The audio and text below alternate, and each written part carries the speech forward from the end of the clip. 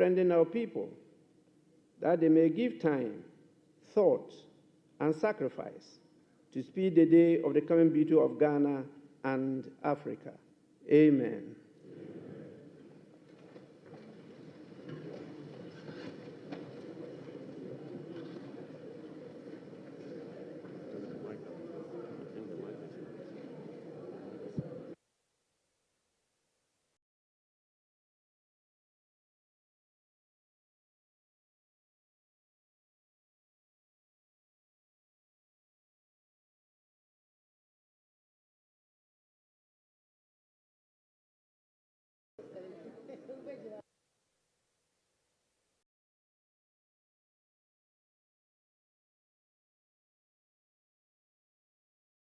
Honorable members, we will take item 6.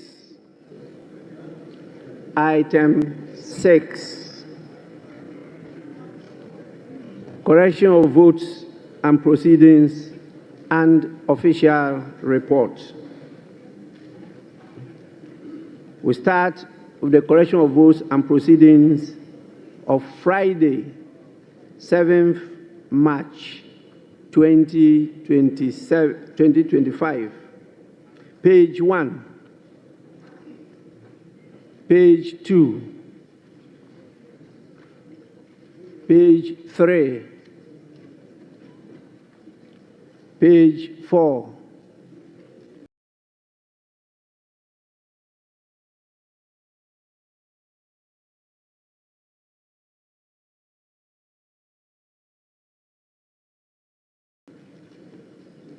page 5, page 6, page 7, page 8. Yes, honorable member. Speaker, with respect, none of us on the last row has a copy of the vote. No, they haven't uploaded it. It's not on it.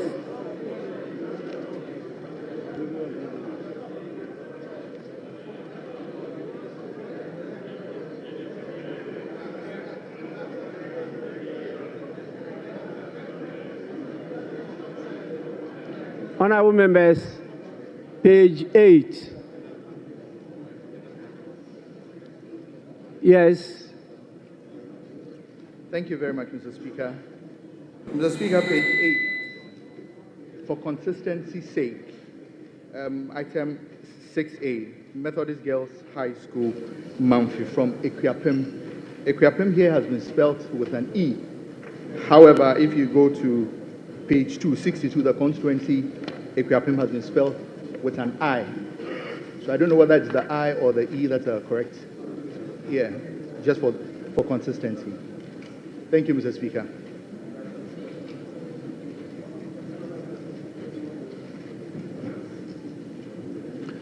Yes, table office. Aquapim. Aquapim, not the general term Aquapim, the proper spelling of the name of the constituency. Page. Right, Honorable Speaker, it's a correct spelling. Which one is the correct spelling? With an E. So what about page 2 when it's an I? The Electoral Commission designated it as an I, but for the school... I am not interested in the Electoral Commission. I'm interested in the correct spelling. The correct spelling is an E. Yes, so why didn't you draw our attention when we're at page 2? When it was spelled with I. We don't have a copy of it yet. All those here. That is not a challenge to me. It's a challenge to you. If it is that the whole house have not been given copies, that I can come in. But when some individuals don't have copies, it's not a point of order for Mr. Speaker to interrupt the proceedings.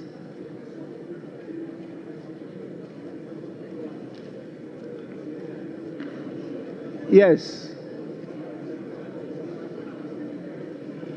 Minister for Foreign Affairs.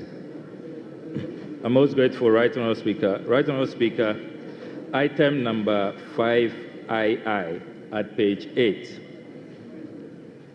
The communication from His Excellency the President informing the House that the Honourable Mohammed Mubarak Muntaka has been assigned additional ministerial responsibility for national security. Mr. Speaker, the additional has been omitted. It should be inserted so that it doesn't create the impression that this is because he's Minister for the Interior and has been assigned responsibility for national security. The rendition here does not accurately capture that because it's not a reshuffle if it's not captured accurately. So Right Honourable Speaker, the rendition here does not convey accurately what the communication is, because he's the Minister for Interior and he has been assigned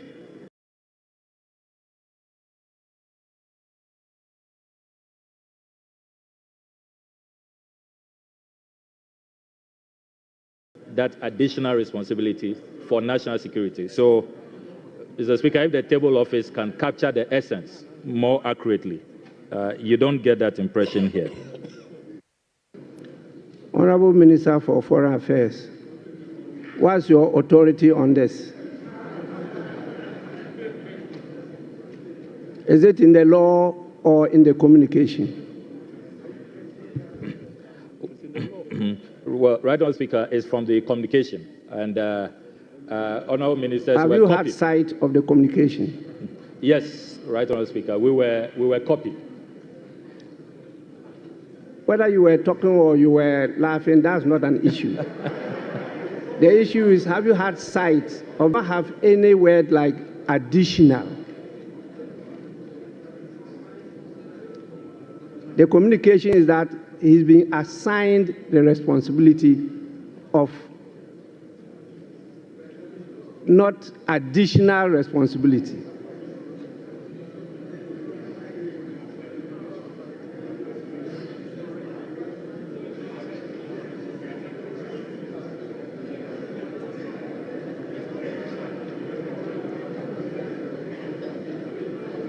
So, Minister, you are out of order.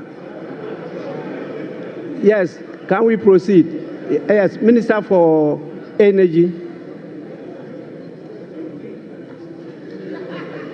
and Green Transition. Oh, Energy and Green Transition.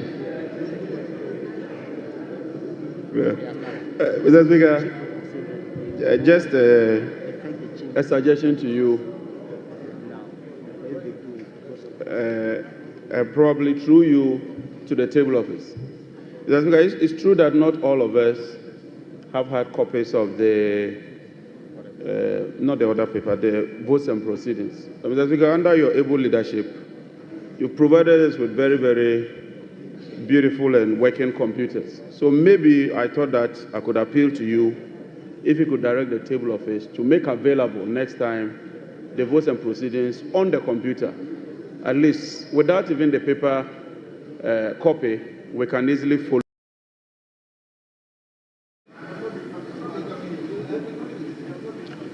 Honorable members, the structure we are using as the Chamber of Parliament was constructed in 1964.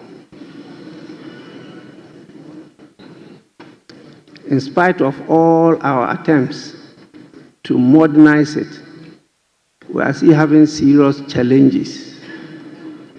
And so it's not easy to unload some of the applications we have.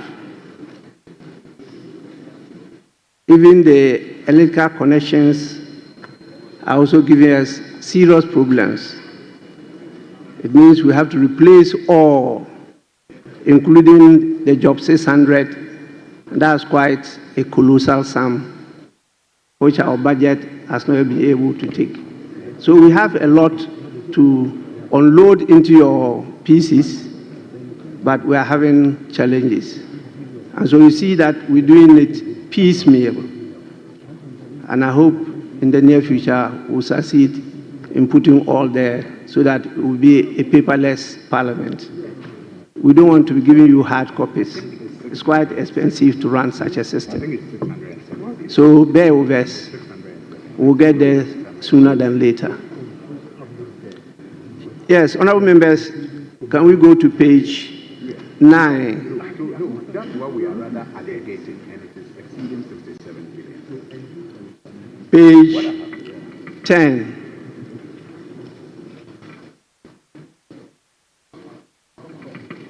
Page 11.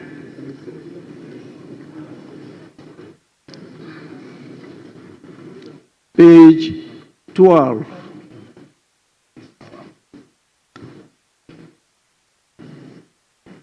Page 13. Yes, honorable member.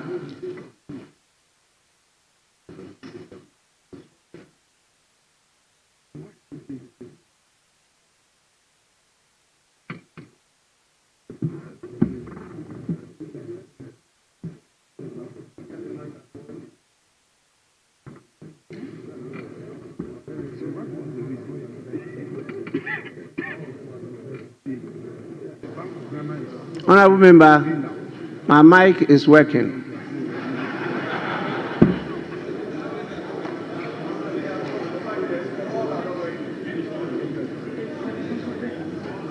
Honorable members, is it the case that your mics have stopped working?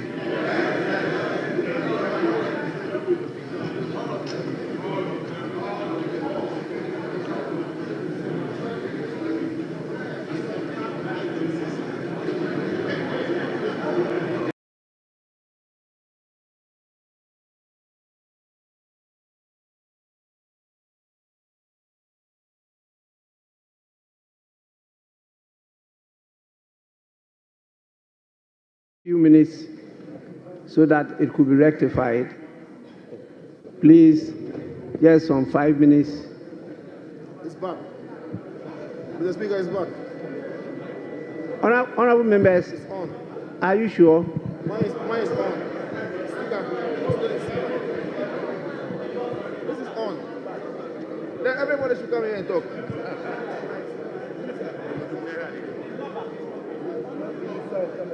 Mr. Speaker, it appears that my microphone is working, and I'm ready to yield my space for anybody who wants to speak in the House, Mr. Speaker. I'm ready to do that, Mr. Speaker.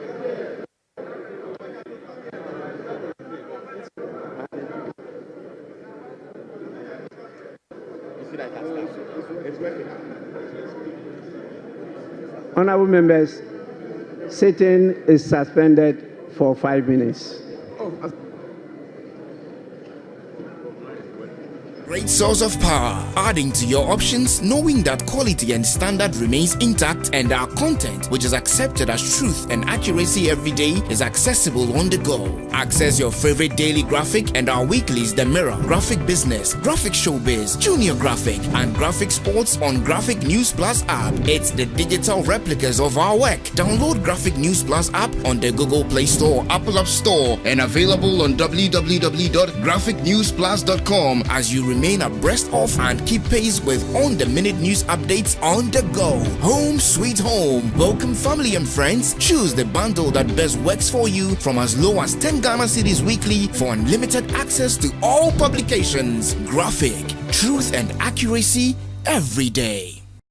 Information is a great source of power, adding to your options, knowing that quality and standard remains intact, and our content, which is accepted as truth and accuracy every day, is accessible on the go. Access your favorite daily graphic and our weeklies The Mirror, Graphic Business, Graphic Showbiz, Junior Graphic, and Graphic Sports on Graphic News Plus app. It's the digital replicas of our work. Download Graphic News Plus app on the Google Play Store, Apple App Store, and available on www.graphicnewsplus.com Graphic-News+.com as you remain abreast of and keep pace with on-the-minute news updates on the go. Home sweet home. Welcome family and friends. Choose the bundle that best works for you from as low as 10 Ghana cedis weekly for unlimited access to all publications. Graphic, truth and accuracy every day.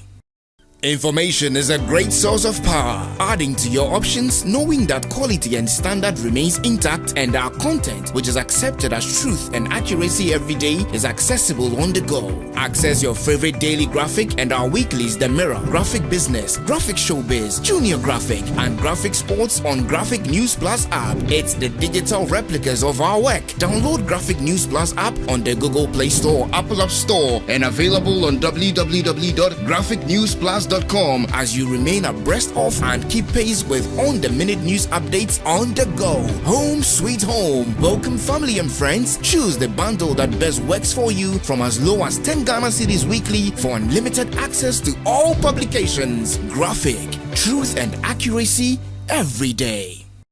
Information is a great source of power, adding to your options, knowing that quality and standard remains intact and our content, which is accepted as truth and accuracy every day, is accessible on the go. Access your favorite daily graphic and our weeklies The Mirror, Graphic Business, Graphic Showbiz, Junior Graphic, and Graphic Sports on Graphic News Plus app. It's the digital replicas of our work. Download Graphic News Plus app on the Google Play Store, Apple App Store, and available on www.graphicnewsplus.com as you remain abreast of and keep pace with on-the-minute news updates on the go. Home sweet home. Welcome family and friends. Choose the bundle that best works for you from as low as 10 Ghana cedis weekly for unlimited access to all publications. Graphic, truth and accuracy every day.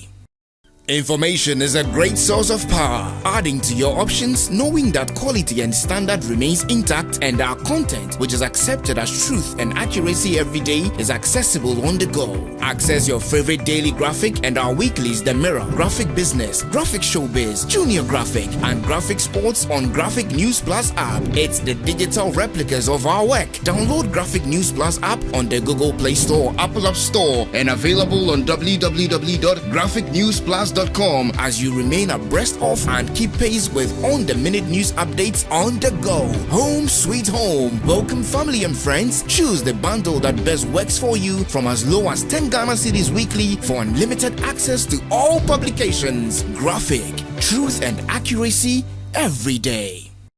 Information is a great source of power, adding to your options, knowing that quality and standard remains intact and our content, which is accepted as truth and accuracy every day, is accessible on the go. Access your favorite daily graphic and our weeklies The Mirror, Graphic Business, Graphic Showbiz, Junior Graphic, and Graphic Sports on Graphic News Plus app. It's the digital replicas of our work. Download Graphic News Plus app on the Google Play Store, Apple App Store, and available on www.graphicnewsplus.com as you remain abreast of and keep pace with on-the-minute news updates on the go. Home sweet home. Welcome family and friends. Choose the bundle that best works for you from as low as 10 Ghana cedis weekly for unlimited access to all publications. Graphic, truth and accuracy every day. Information is a great source of power, adding to your options, knowing that quality and standard remains intact and our content, which is accepted as truth and accuracy every day, is accessible on the go. Access your favorite daily graphic and our weeklies The Mirror, Graphic Business, Graphic Showbiz, Junior Graphic, and Graphic Sports on Graphic News Plus app. It's the digital replicas of our work. Download Graphic News Plus app on the Google Play Store, Apple App Store, and available on www.graphicnewsplus.com as you remain abreast of and keep pace with on-the-minute news updates on the go. Home sweet home. Welcome family and friends. Choose the bundle that best works for you from as low as 10 Ghana cedis weekly for unlimited access to all publications. Graphic, truth and accuracy every day.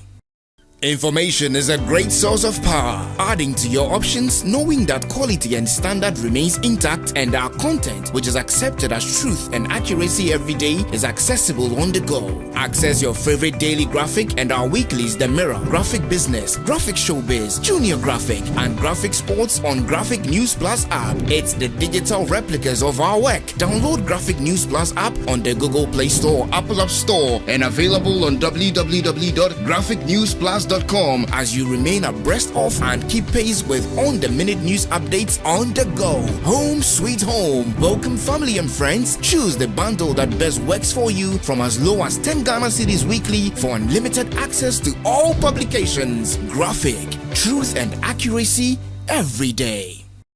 Information is a great source of power, adding to your options, knowing that quality and standard remains intact and our content, which is accepted as truth and accuracy every day, is accessible on the go. Access your favorite daily graphic and our weeklies The Mirror, Graphic Business, Graphic Showbiz, Junior Graphic, and Graphic Sports on Graphic News Plus app. It's the digital replicas of our work. Download Graphic News Plus app on the Google Play Store, Apple App Store, and available on www.graphicnewsplus.com as you remain abreast of and keep pace with on-the-minute news updates on the go. Home sweet home. Welcome family and friends. Choose the bundle that best works for you from as low as 10 Ghana cedis weekly for unlimited access to all publications. Graphic, truth and accuracy every day.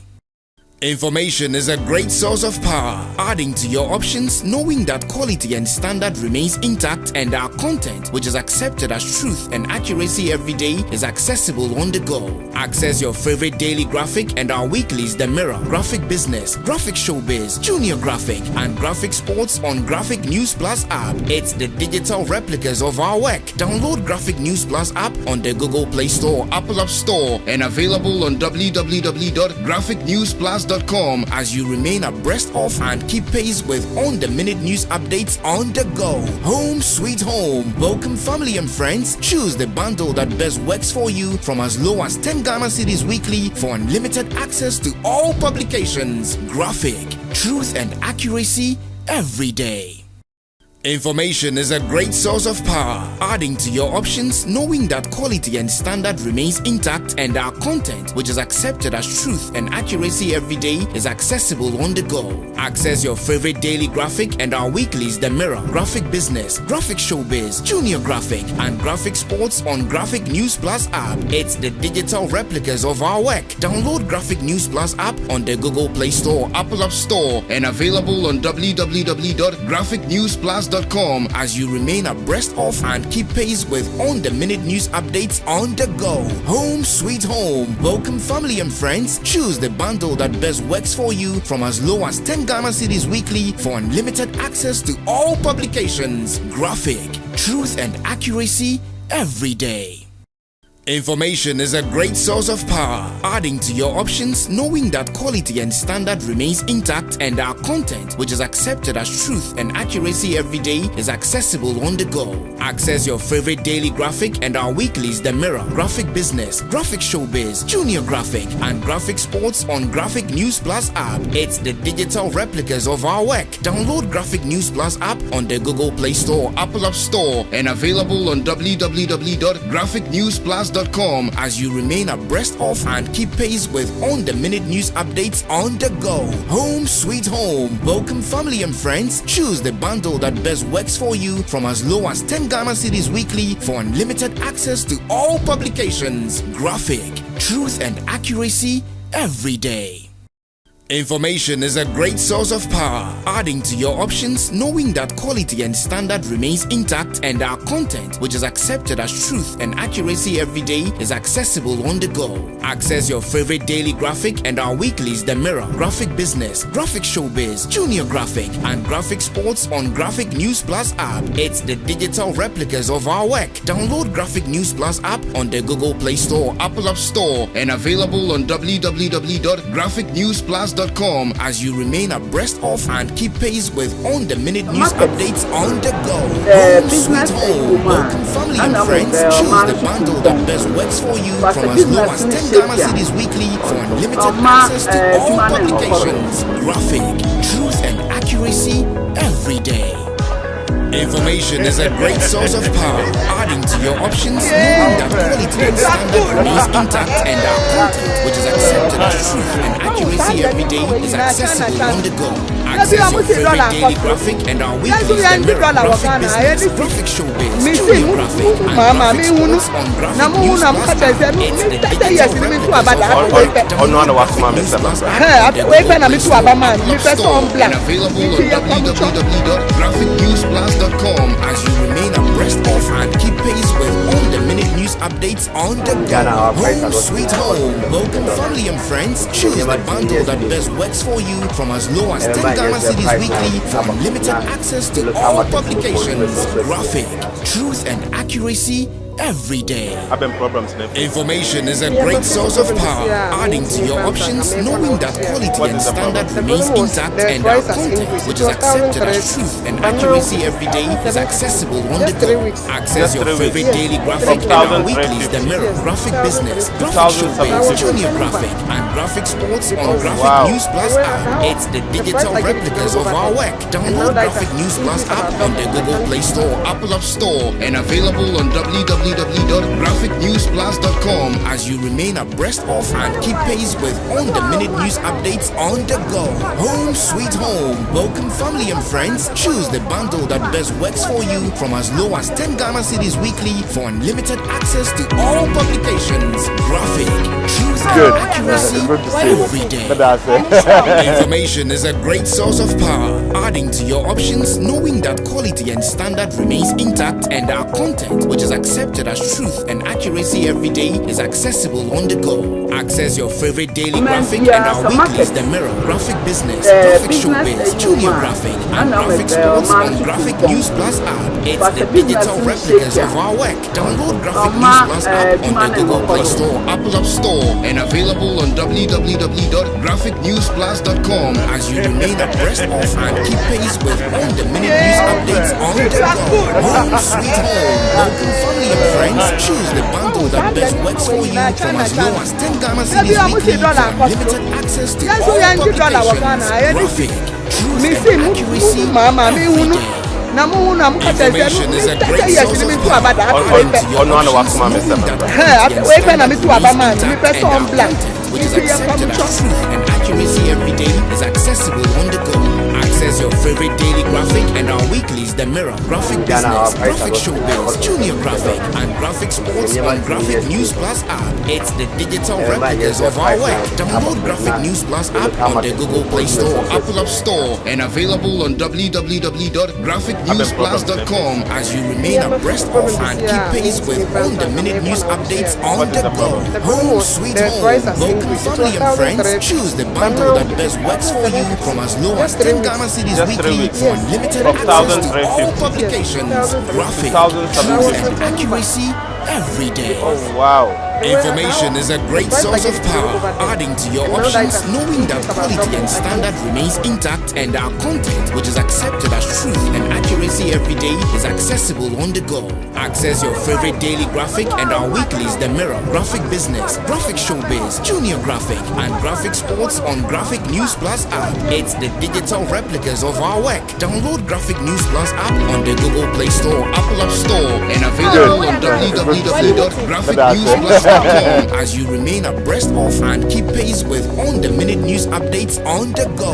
Home sweet home. Welcome family and friends. Choose the bundle that best works for you from as low as 10 Ghana cedis weekly for unlimited access to all publications. Information is a great source of power, adding to your options, knowing that quality and standard remains intact, and our content, which is accepted as truth and accuracy every day, is accessible on the go. Access your favorite daily graphic and our weeklies, The Mirror, Graphic Business, Graphic Showbiz, Junior Graphic, and Graphic Sports on Graphic News Plus app. It's the digital replicas of our work. Download Graphic News Plus app on the Google Play Store, Apple App Store, and available on www.graphicnewsplus.com as you remain abreast of and keep pace with on-the-minute news updates on the go. Home sweet home. Welcome family and friends. Choose the bundle that best works for you from as low as 10 Ghana cedis weekly for unlimited access to all publications. Graphic, truth and accuracy every day. Information is a great source of power, adding to your options, knowing that quality and standard remains intact, and our content, which is accepted as truth and accuracy every day, is accessible on the go. Access your favorite daily graphic and our weeklies The Mirror, Graphic Business, Graphic Showbiz, Junior Graphic, and Graphic Sports on Graphic News Plus app. It's the digital replicas of our work. Download Graphic News Plus app on the Google Play Store, Apple App Store, and available on www.graphicnewsplus.com as you remain abreast of and keep pace with on-the-minute news updates on the go. Home sweet home. Welcome family and friends. Choose the bundle that best works for you from as low as 10 Ghana cedis weekly for unlimited access to all publications. Graphic, truth and accuracy every day. Information is a great source of power, adding to your options, knowing that quality and standard remains intact, and our content, which is accepted as truth and accuracy every day, is accessible on the go. Access your favorite daily graphic and our weeklies The Mirror, Graphic Business, Graphic Showbiz, Junior Graphic, and Graphic Sports on Graphic News Plus app. It's the digital replicas of our work. Download Graphic News Plus app on the Google Play Store, Apple App Store, and available on www.graphicnewsplus.com as you remain abreast of and keep pace with on-the-minute news updates on the go. Home sweet home. Welcome family and friends. Choose the bundle that best works for you from as low as 10 Ghana cedis weekly for unlimited access to all publications. Graphic, truth and accuracy every day. Business you man, and I'm a man to but a business in shake ya. Ma Jumane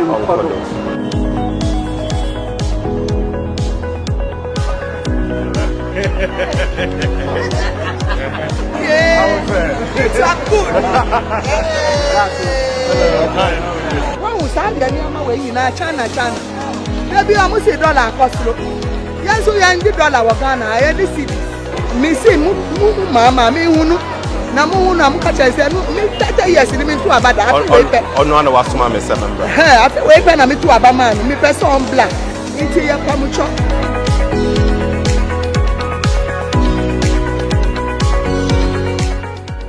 In Ghana, our prices are not stable because of the dollar. It's never to me stable. Every month, yes, the price now the local markets and the consumers in Switzerland, they have Having problems in the face. Yeah, my physical problem this year means me brand tank. I make one out this year. What is the problem? The problem was the price has increased. It was 1,350, but now it is 1,750. Just 3 weeks. Just 3 weeks? Yes. From 1,350? Yes, 2,750. 2,750. So I was returning back. Because wow. The way now the price I gave it to them over there, and now that it has increased about double, I can't afford it.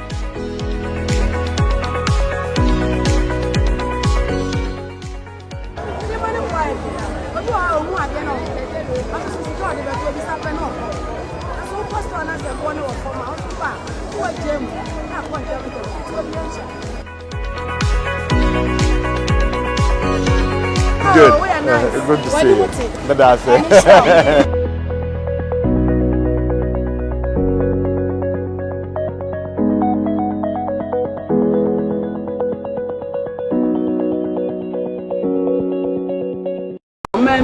Some markets, business you man, and I'm a man to but a business in shake ya. Ma Jumane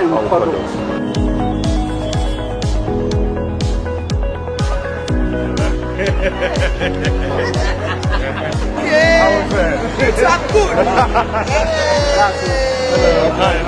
When we start the new way in China, maybe almost $1 cost. Yes, we are $1 Ghana. I had this missing Mama, me who Namu Namkacha said, 30 years in me to about that. On one of us, Mamma, 7. After wait when I'm to Abaman, me person black into your pamucho.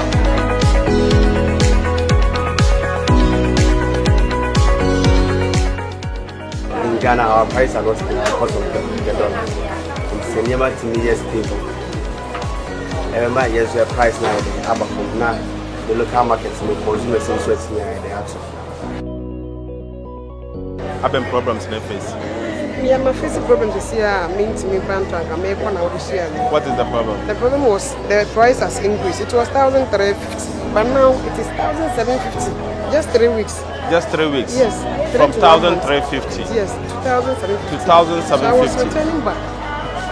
Because wow. The way now the price I gave it to them over there, and now that it has increased about double, I can't afford it.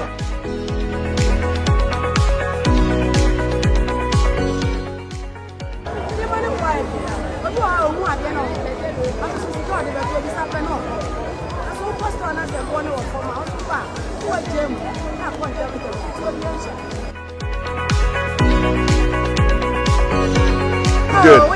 Good to see you. That's it.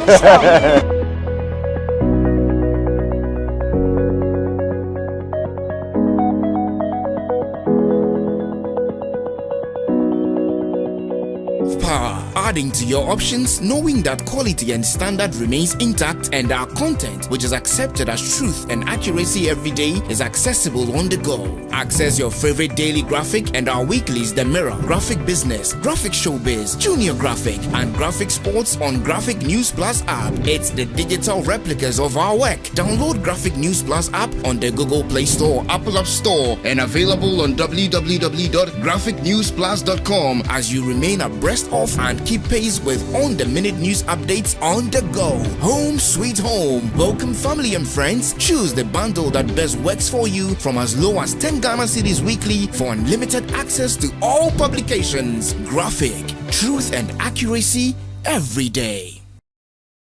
Information is a great source of power. Adding to your options, knowing that quality and standard remains intact and our content, which is accepted as truth and accuracy every day, is accessible on the go. Access your favorite daily graphic and our weeklies The Mirror, Graphic Business, Graphic Showbiz, Junior Graphic, and Graphic Sports on Graphic News Plus app. It's the digital replicas of our work. Download Graphic News Plus app on the Google Play Store, Apple App Store, and available on www.graphicnewsplus.com as you remain abreast of and keep pace with on-the-minute news updates on the go. Home sweet home. Welcome family and friends. Choose the bundle that best works for you from as low as 10 Ghana cedis weekly for unlimited access to all publications. Graphic, truth and accuracy every day.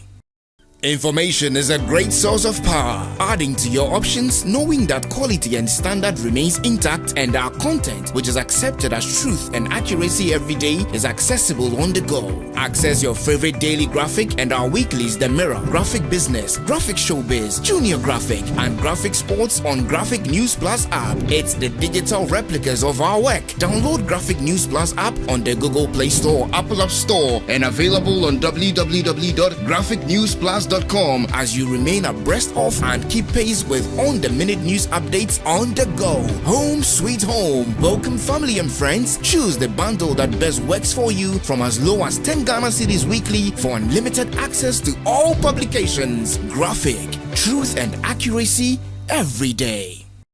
Information is a great source of power. Adding to your options, knowing that quality and standard remains intact and our content, which is accepted as truth and accuracy every day, is accessible on the go. Access your favorite daily graphic and our weeklies The Mirror, Graphic Business, Graphic Showbiz, Junior Graphic, and Graphic Sports on Graphic News Plus app. It's the digital replicas of our work. Download Graphic News Plus app on the Google Play Store, Apple App Store, and available on www.graphicnewsplus.com as you remain abreast of and keep pace with on-the-minute news updates on the go. Home sweet home. Welcome family and friends. Choose the bundle that best works for you from as low as 10 Ghana cedis weekly for unlimited access to all publications. Graphic, truth and accuracy every day.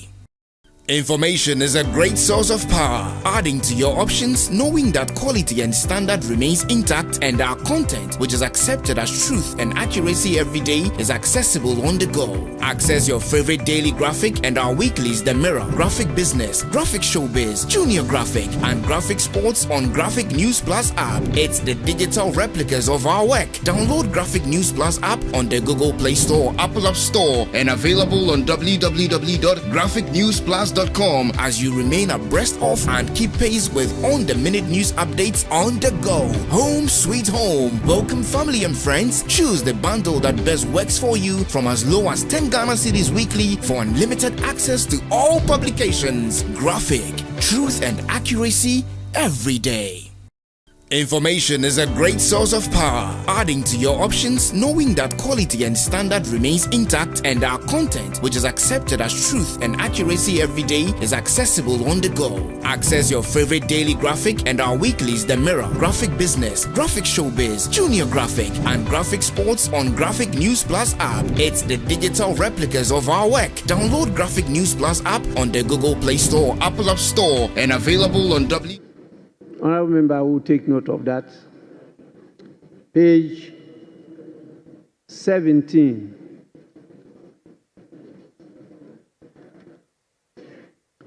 Page 18. Yes, please. Okay, thank you, Right Honourable Speaker. Page 18. Page 18. Item 11 and 12 has been repeated. Honorable Alfred Ni Koteyashi. It's both at 11 and 12. Thank you, Mr. Speaker.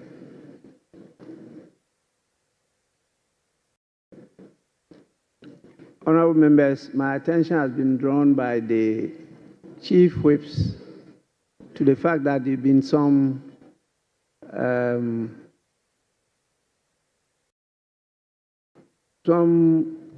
mistakes, errors in the list that was submitted and approved. I think it was on Friday. Yes. And so they are working at it and they will come back to us properly. So we await that. So if you identify some of the issues you are raising now, please kindly hold your peace. We'll get it corrected later on. Please. We'll do that later on. With regard to the composition of the committees, both standing and select committees. So page 19, 20, 21, 22, 23, 24, 25, 26, 27, 28, 29, 30, up to the end of 58 will be taken later on. So please, honorable members, hold your peace until they resubmit the proper composition to the House. In the meantime, the committees by law are established. It's only the composition that we're having issues with. The referral will be to the committees. And that is what will happen after the presentation of the budget. Please, with that, we'll take page 59.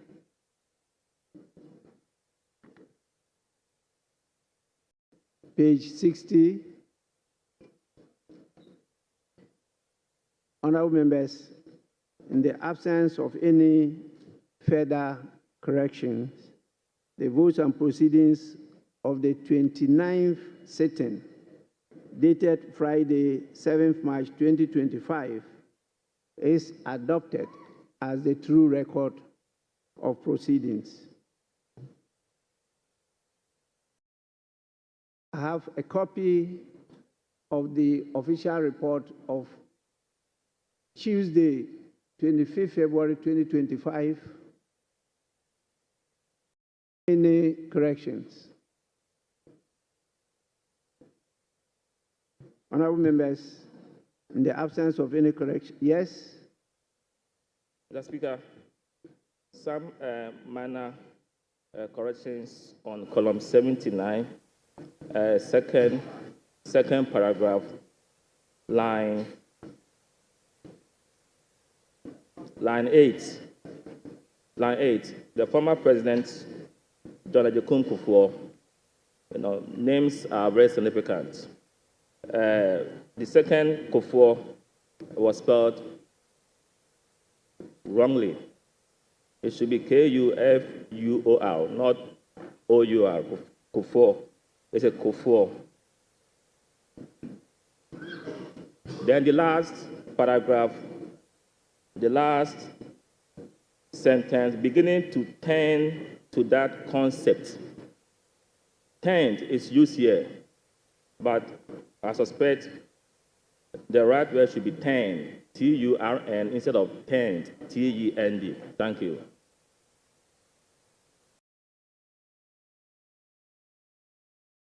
Table office, kindly take note of that. Yes, honorable member. Thank you very much, Mr. Speaker. Mr. Speaker, on column 75, line 8. The sentence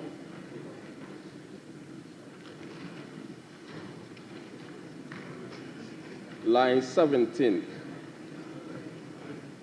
Mr. Speaker, it should read as, I think that apart from the law, the act that was passed by the House, we has been omitted. We should look at the projects. So, Mr. Speaker, the Hansard Department the table should include we there. Mr. Speaker, column 76, paragraph 3. We have, Mr. Speaker, lastly, I would want to also suggest that apart from the budgeting offloading of projects, the mistake here is the phrase, the maker of the statement has to be deleted. The maker of the statement has to be deleted and replaced with we, so that it will then read as, Mr. Speaker, lastly, I would want to also suggest that apart from the budgetary offloading of projects, we could include in every brochure, ... So that, I think, should be the rendition. Lastly, Mr. Speaker, the same paragraph,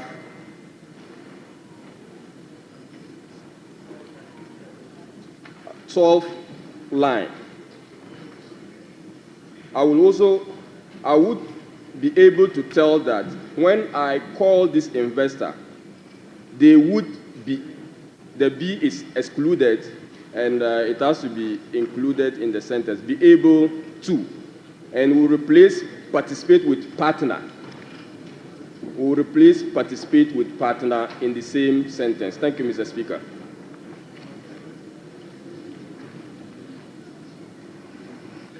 Well, table office, you have to listen to the voice and do the proper thing. Well, this is quite massive, and partner and participate, they are quite different and distinct. So the voice will determine which one to use. Because if you read the standing orders, it talks about it being put in as much as possible. Is a verbatim reportage of what is said on the floor. Yes, please. I'm most grateful, Right Honourable Speaker. Right Honourable Speaker, at column 144 of the official report, my contribution to the tribute to the Osajefo, Dr. Kwame Nkrumah, the second paragraph at column 144, the word is faith columnists, not feed. So it should be FIFTH. What we have here is FEED. So, Mr. Speaker, if that can be corrected. And then the first paragraph at column 144, Fidel Castro, should not belong to that category. It should be put in a different category. So if the corrections could be effected accordingly. Thank you, Mr. Speaker.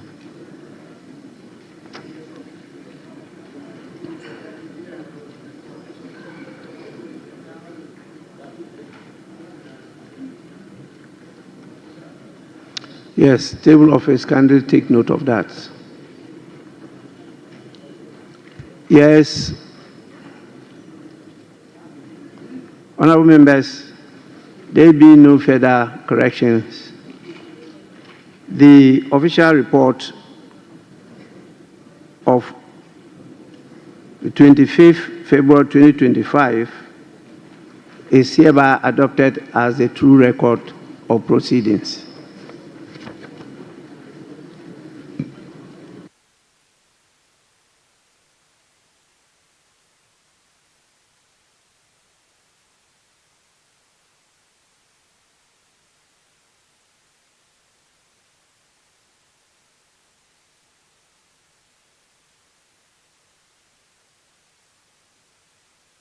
Honorable members, we will now move on to the item of the day.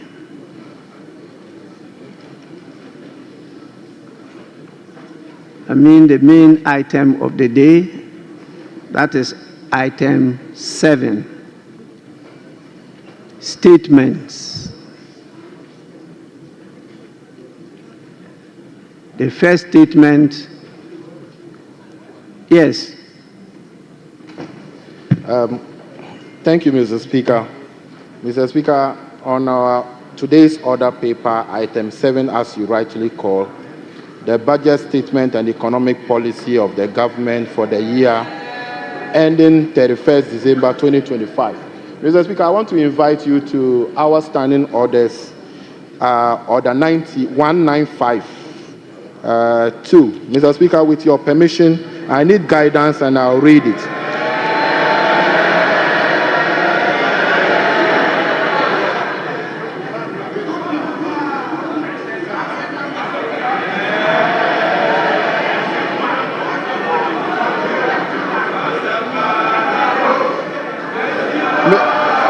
Mr. Speaker.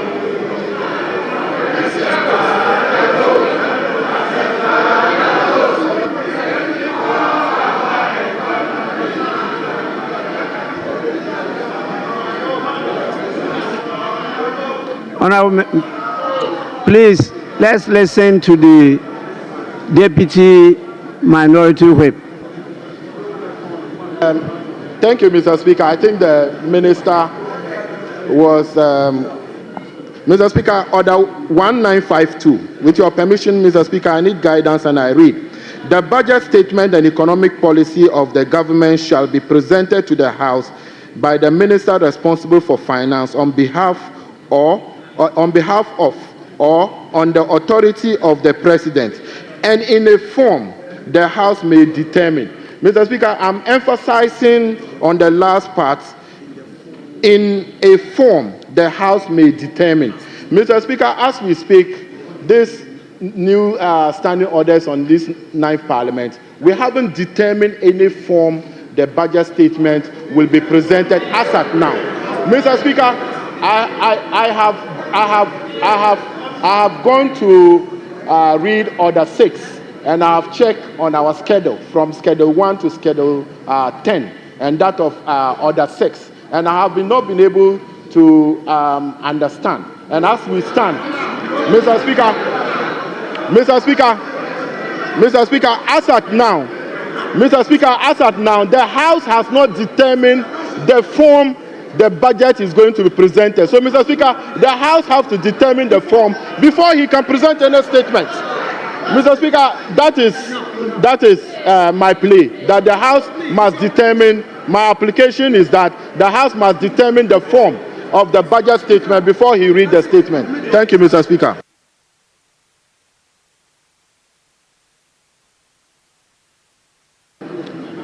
Majority Leader.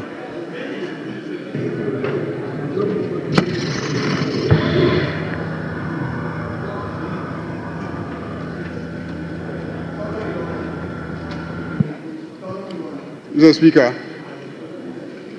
the Public Financial Management Act and its various amendments spell out clearly the budgeting process, the requirements of a budget, what must be contained in it, and etc. And that was a legislation enacted by the same Parliament. And this Parliament acts according to the prescriptions of that legislation. So if there are provisions in the standing orders that recommend that we have a form in which the budget should be presented, the provisions of the Public Financial Management Act, of course, is the parent legislation dealing with financial management and the presentation of budgets. So, Mr. Speaker, I don't think there's an issue here. Let's proceed and take the budget statement from the Minister of Finance.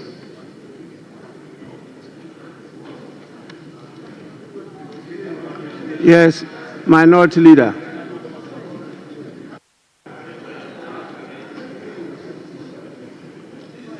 Mr. Speaker, I have listened to the application by the Member of Parliament for Tolon. I have also listened to the Leader of the House responding to the said application. The Leader of the House makes a general submission. The application was anchored on the rules of this House. A mandatory provision in Order 195, there's no may there.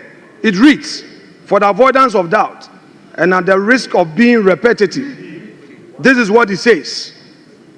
The budget statement in economic policy of the government shall be presented to the House by the minister responsible for finance on behalf of and on the authority of the president and in the form the House may determine. Yes, wait, look at them.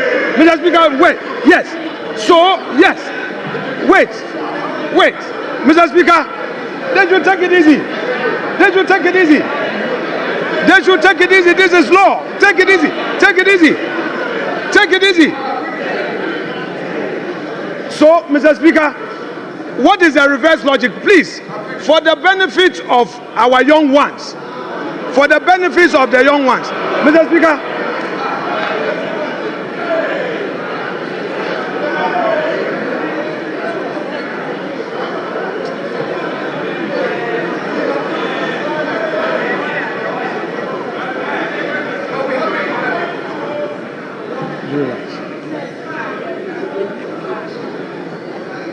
Mr. Speaker,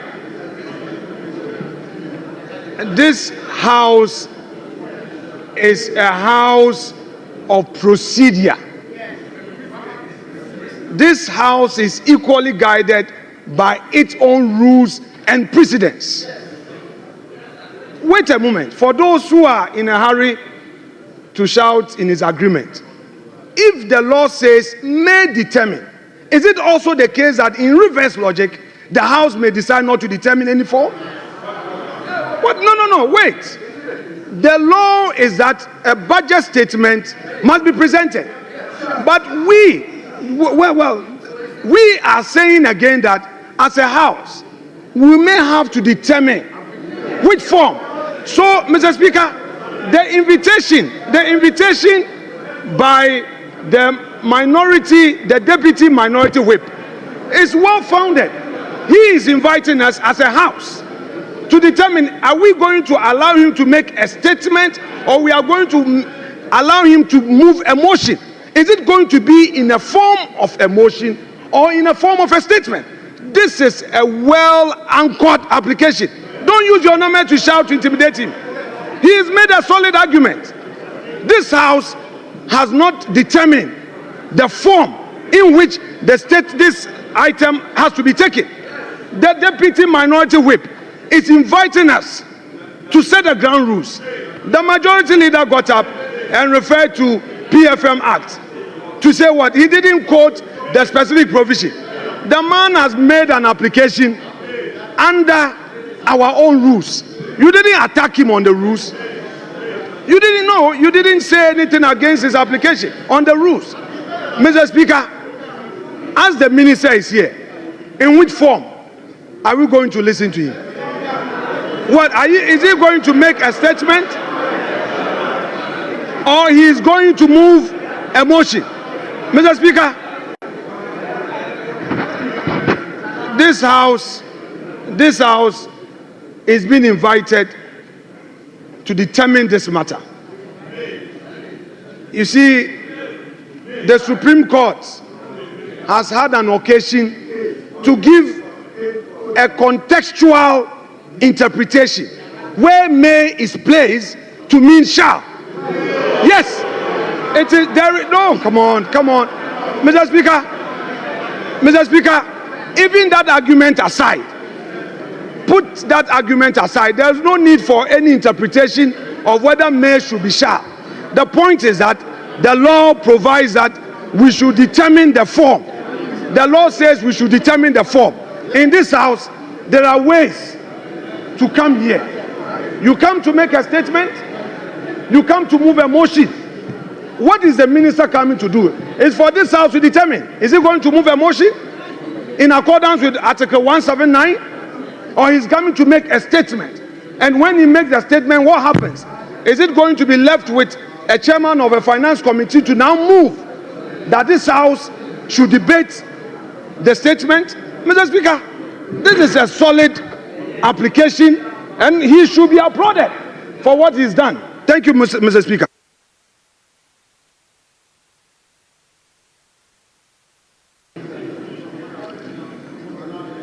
I want to rule on this matter. I've heard enough. I think in terms of procedure, the right thing has been done. The order you quoted clearly states the statement of the estimates of revenue and expenditure of the government. It says what? The statement. And so what they are bringing to us is a statement. And when statements are admitted, they are presented as statements. Now, when you go to 1952, which you refer to, it says the budget statement and economic policy of the government shall be presented to the House by the minister responsible for finance on behalf of or on the authority of the President. That's first. Second, and in a form the House may determine. Honorable Minority Leader, you are not in a shouting battle. Please.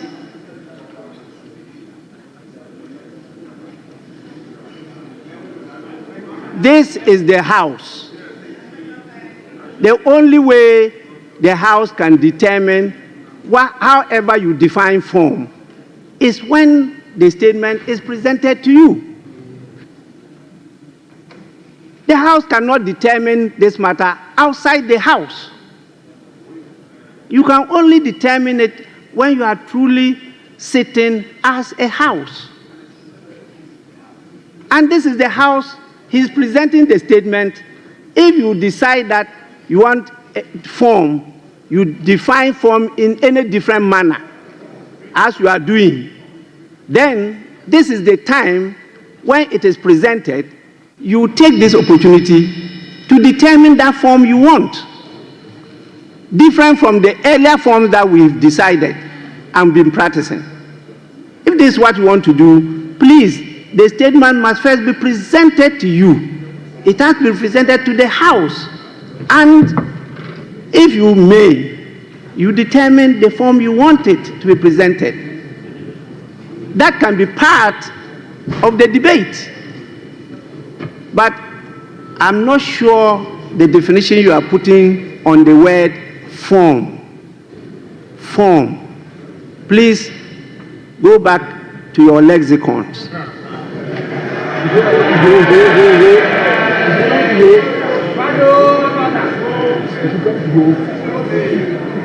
To determine the meaning of form. I think the writing is being done. The statement was admitted. It's been properly captured on the order paper as programmed by the business committee, and the minister is here to present the statement to the House. So the minister may do so. So honorable members,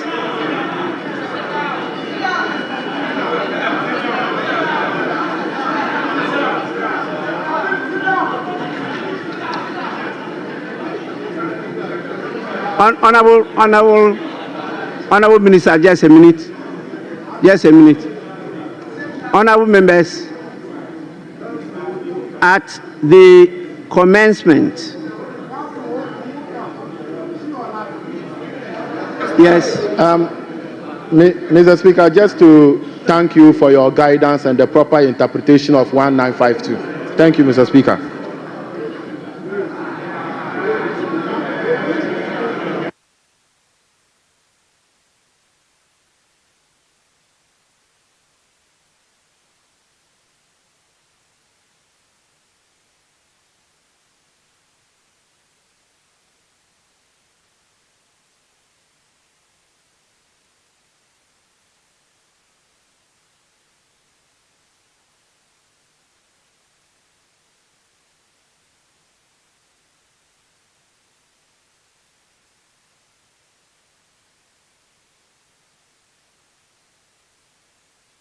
Galamsey for the longest time until I became a Galamsey.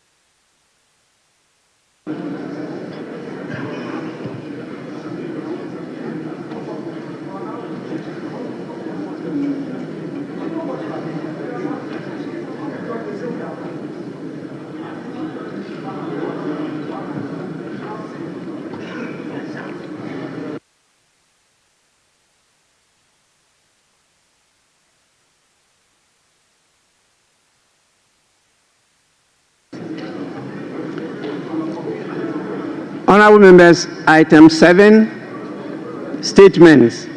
The budget statement and economic policy of the government for the year ending 31st December 2025. Minister for Finance.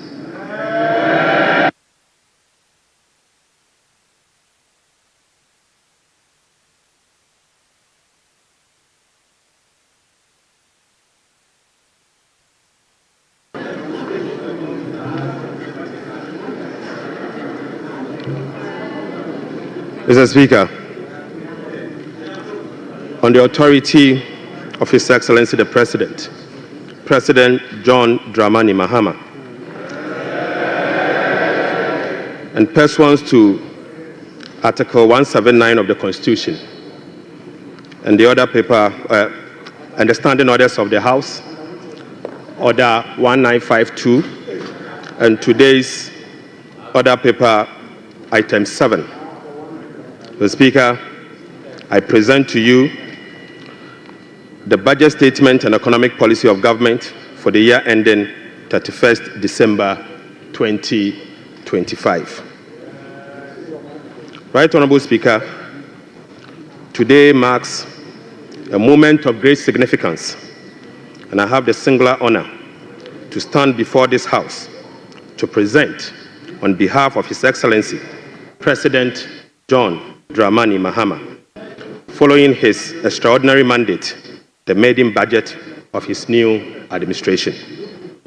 Mr. Speaker, I'm deeply grateful to His Excellency the President for entrusting me with this responsibility. Respectfully, Mr. Speaker, I also submit to this House the following statutory report as required by law. The 2024 annual report on the petroleum funds in line with Section 48 of the Petroleum Revenue Management Act 2011, Act 815, as amended, Mr. Speaker. Mr. Speaker, I also submit the 2024 Energy Sector Levies report in accordance with Section 6 of the Energy Sector Levies Act 2015, Act 899. And finally, Mr. Speaker, the 2024 annual report on the collection and utilization of the African Import Union Levy in line with Section 7 of the African Union Import Levy Act 2017, Act 952. Right, Honorable Speaker, with this budget, I will also be seeking a review of the following act to support the policies of government aimed at stabilizing the economy and promoting inclusive growth. The first will be an amendment to the Petroleum Revenue Management Act 2011, Act 815. The second will be the Ghana Infrastructure Investment Fund 20, Act 870. And the second will be an amendment to the Mineral Income Investment Fund Act 2018, Act 978. The Speaker, I will also be seeking amendment to the Energy Sector Levies Act 2015, Act 899. I will be seeking amendment to the Ghana Cocoa Board Act, Act 1984, the PNDC Law 81, as amended.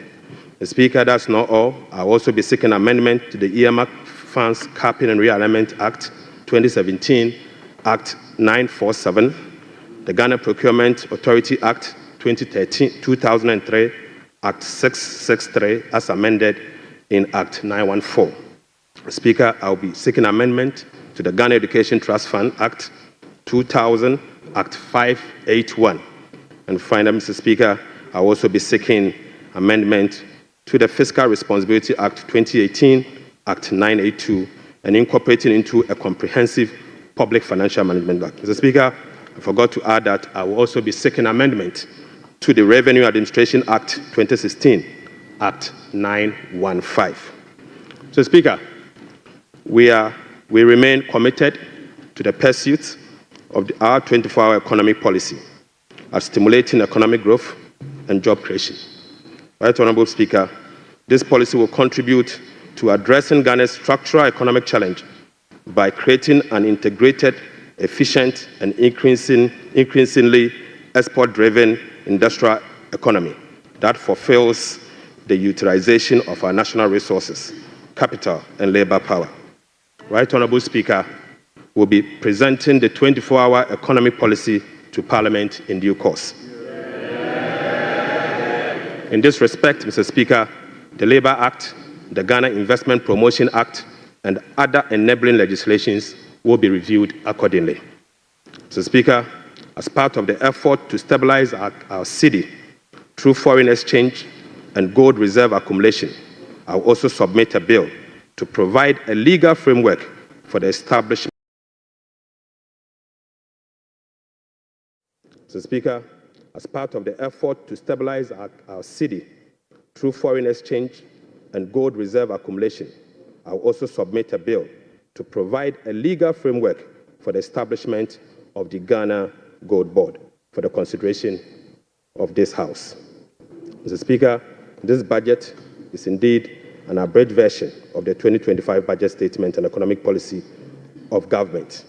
I respectfully request the Hansard Department to capture the entire budget statement and economic policy of government for the year ending 31st December 2025.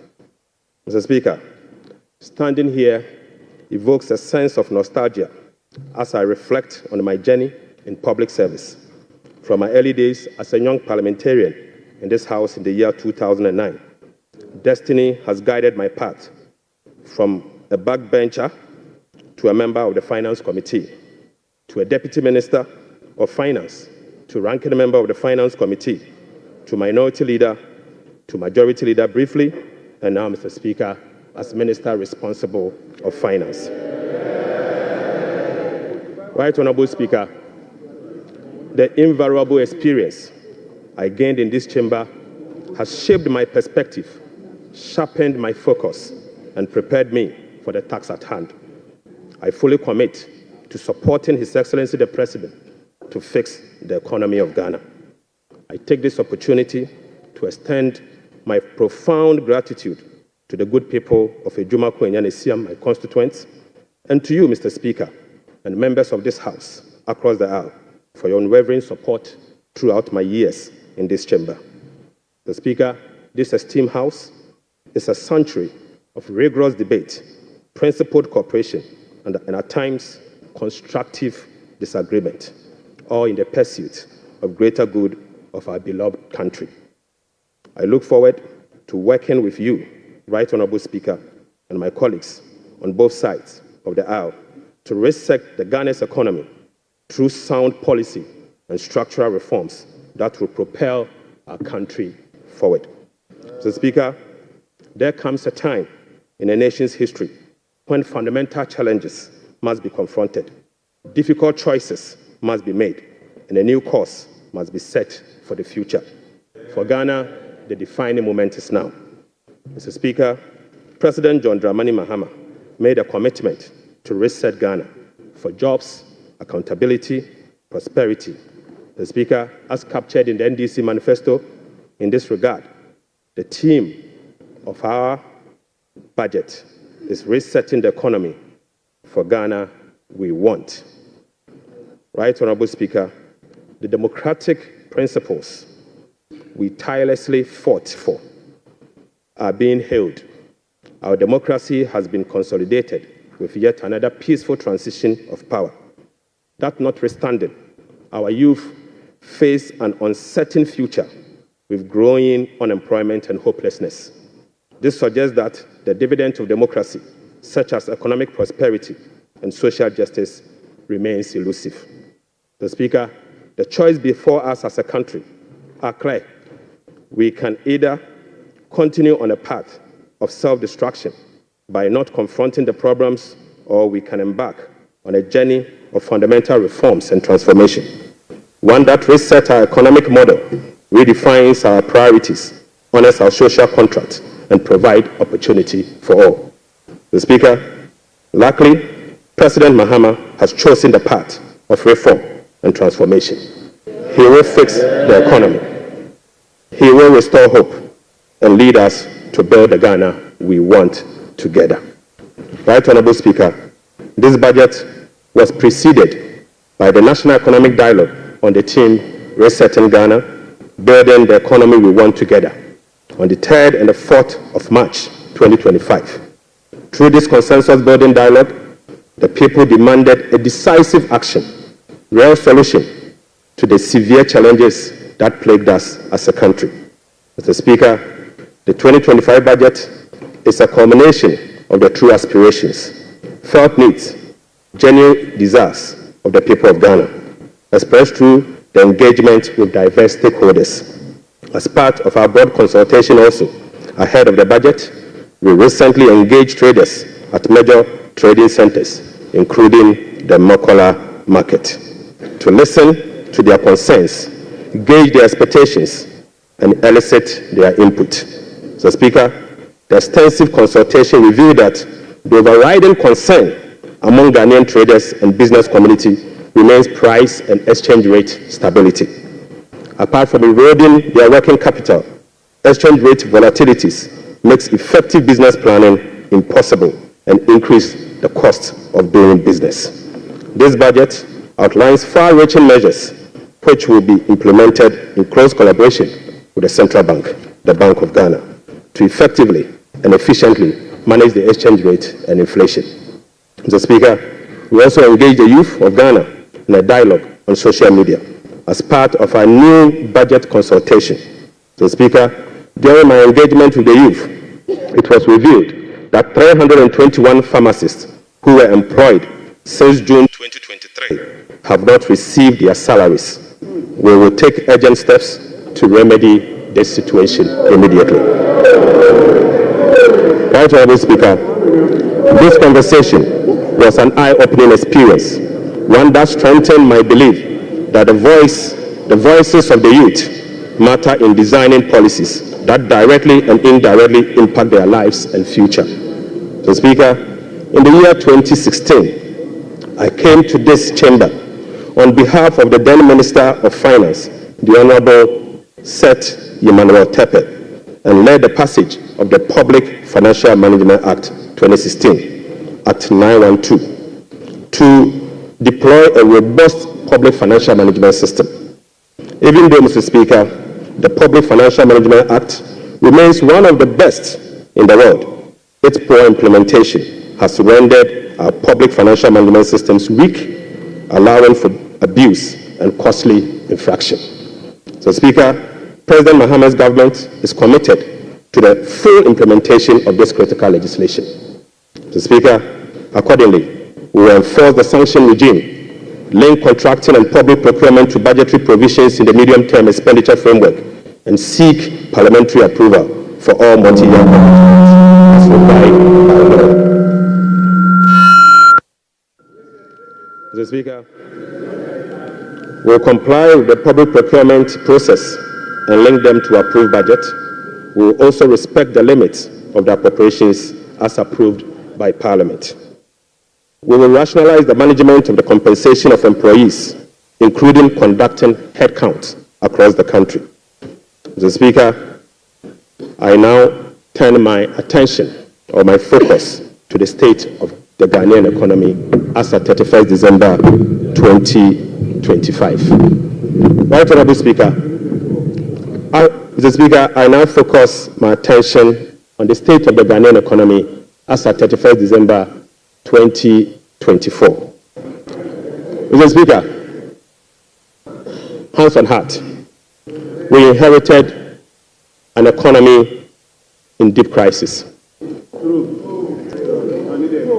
Mr. Speaker, an economy hard hit with debt and beset by other fiscal challenges, such as large accumulation of MDRS, energy sector, shortfalls, and financial sector payments.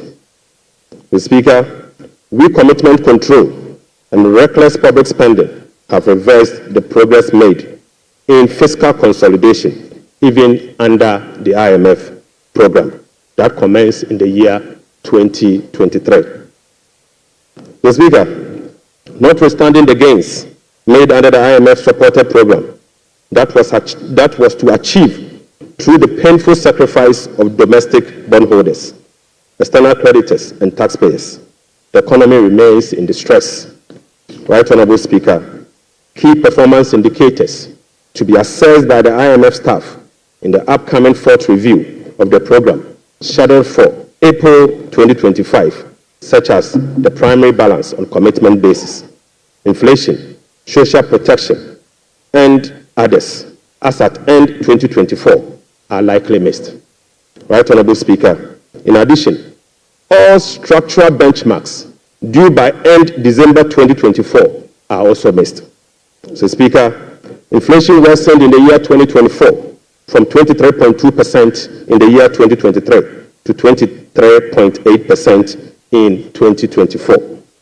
So, Speaker, the 2024 end period inflation also exceeded the budget target of 15% by 8.8 percentage points and the IMF central target of 18% by 5.8 percentage points. Unfortunately, this has triggered a discussion with IMF under the monetary policy consultation clause. Right, Honorable Speaker, the primary balance on commitment basis worsened from a deficit of 0.2% of GDP in the year 2023 to a deficit of 3.9% in the year 2024. Mr. Speaker, the primary balance on commitment basis target for 2024 was a surplus of 0.5% of GDP. Sadly, the previous government recorded a deficit of 3.9% point of GDP. This presents a slippage of a whopping 4.4 percentage point. Right Honorable Speaker. At the end of December 2024, total central government arrests amounted to 67.5 billion Ghana cedis, representing 5.2% of GDP. The Speaker, with the road sector recording an arrest of 21 billion Ghana cedis. The Speaker, when I assumed office on the 23rd of January 2025, my office was inundated with requests for payment from many contractors and suppliers. To ascertain the total arrests and outstanding payment for all MDAs, the Ministry of Finance decided to formally request all MDAs on the 28th of January 2028 to submit information on all arrests and outstanding claims for validation. Subsequently, Mr. Speaker, the Ministry of Finance held a special hearing with the MDAs to validate the arrests that were submitted for payment. The response from the MDAs and the validation revealed that a staggering amount of 67.5 billion Ghana cedis is owed to government contractors and suppliers. Mr. Speaker, this consists of MDA's outstanding interim payment of invoices worth 49.2 billion and bank transfer advice at the Controller Accountant General worth 18.3 billion Ghana cedis. Mr. Speaker, this 67 billion excludes 1.73 billion US dollars owed to independent power producers. This 67 billion also excludes 68 billion Ghana cedis owned by Electricity Company of Ghana to contractors. Mr. Speaker, this 67 billion US dollars also exclude the 32 billion owned by the Ghana Cocoa Board to contractors.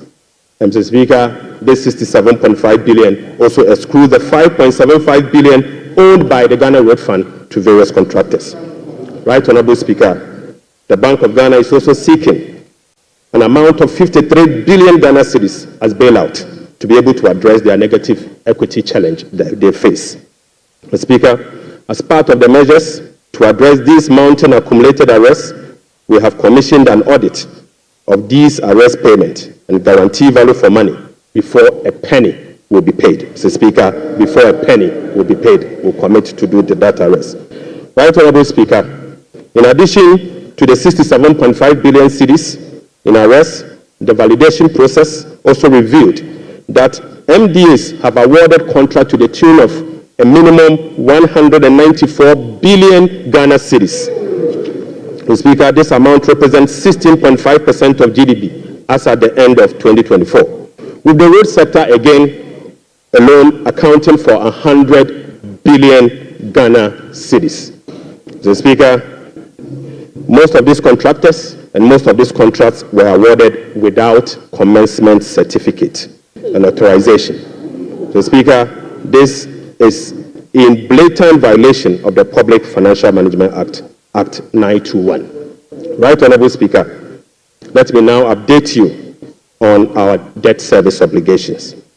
Mr. Speaker, apart from the huge arrests and commitment, our fiscal situation is further complicated by huge bullet debt service and constrained fiscal financing options.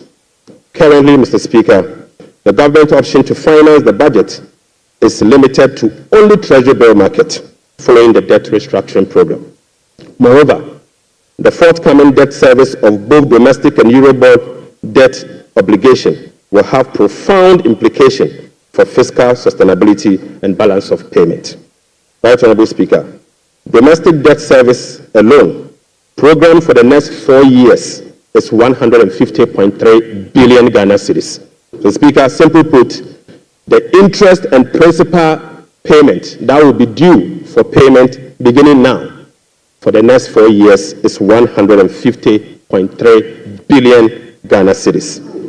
This represents 11.6% of GDP in domestic debt service obligation alone. The Speaker, of this 150 billion US Ghana cedis, 73.3% of this 150 billion Ghana cedis is due for payment in the year 2027 and 2028. Right Honorable Speaker, 2027 alone, the domestic debt service that will be falling due will be 57.6 billion, and 2028 will be made to call upon to pay 52.5 billion Ghana cedis. So, Speaker, the debt service obligation of 2027 and 2028 are major harms.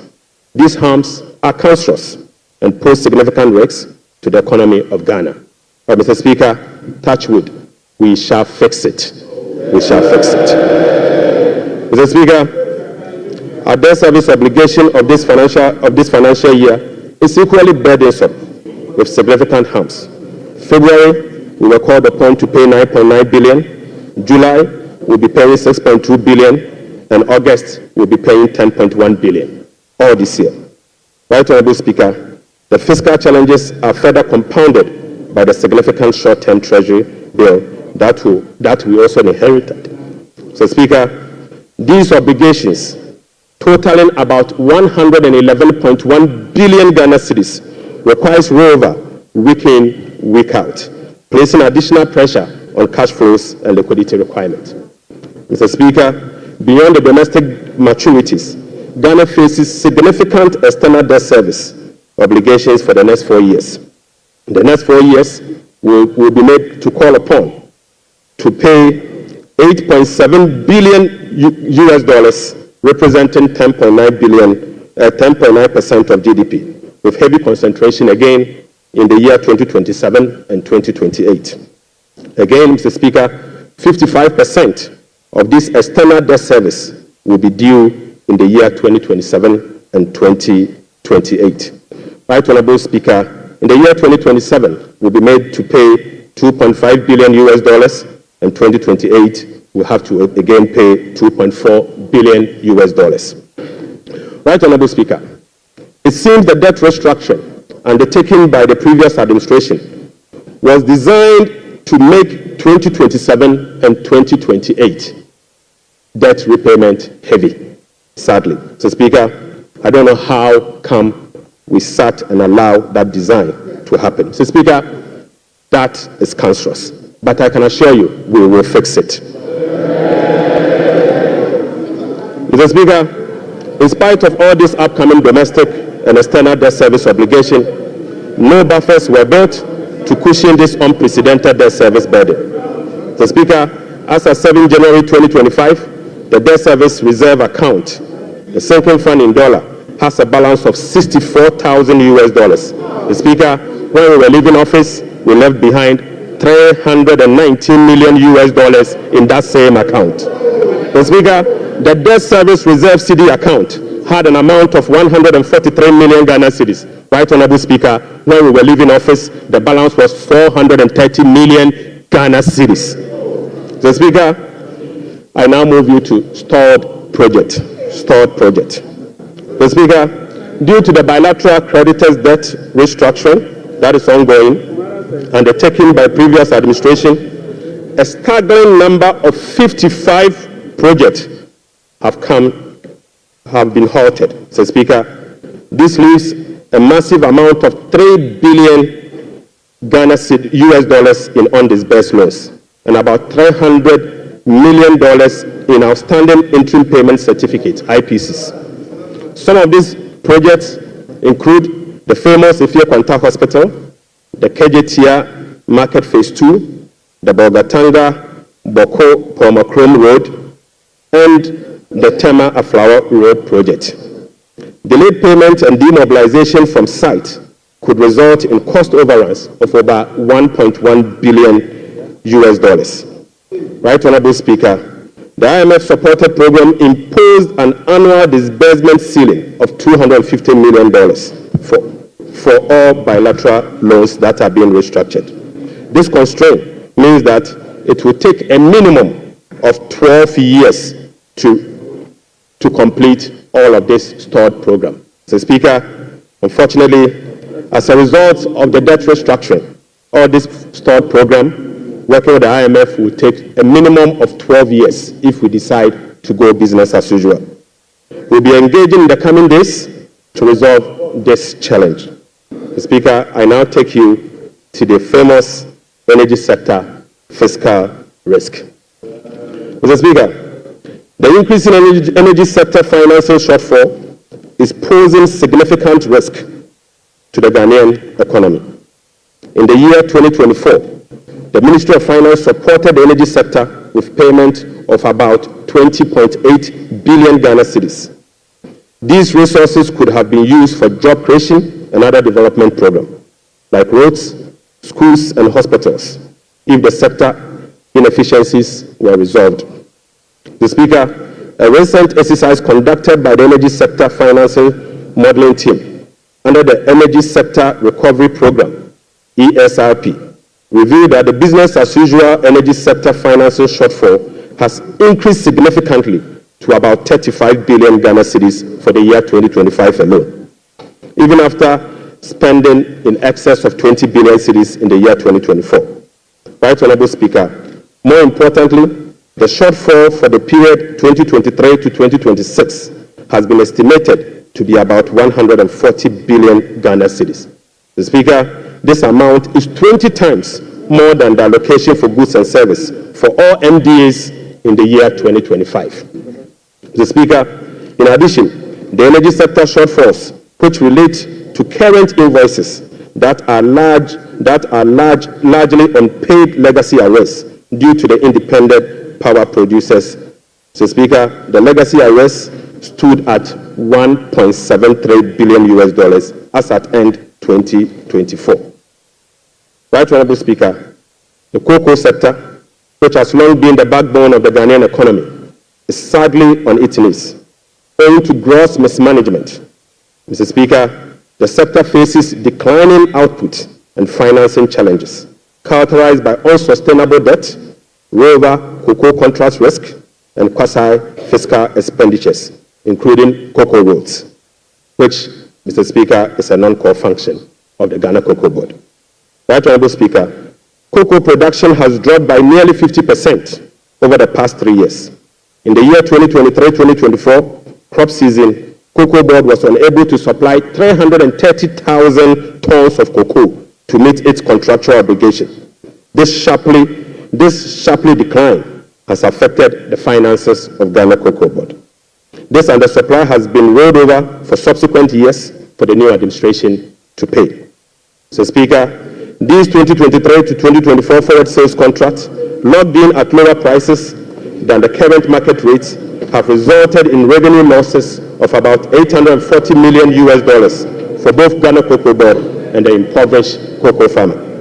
Right, Honorable Speaker, the roll-out cocoa contract has resulted in a loss of $495 million for the year 2025 alone. So, Speaker, these are the risks in relation to the market price differentials and, as a result, costs causing the smuggling that we see with Ghana Cocoa Board. Mr. Speaker, Cocoa Board outstanding debt amount to 32 billion Ghana cedis, of which 11.92 billion is due to be paid in the year 2025. Outstanding cocoa road contracts reached 21 billion Ghana cedis, approximately $1.3 billion in the year 2024, of which only 4.4 billion has been accounted for in Cocoa Board's finances for the year 2025. Mr. Speaker, the financial sector still struggles even after spending 30.3 billion in the financial sector cleanup exercise by end 2024.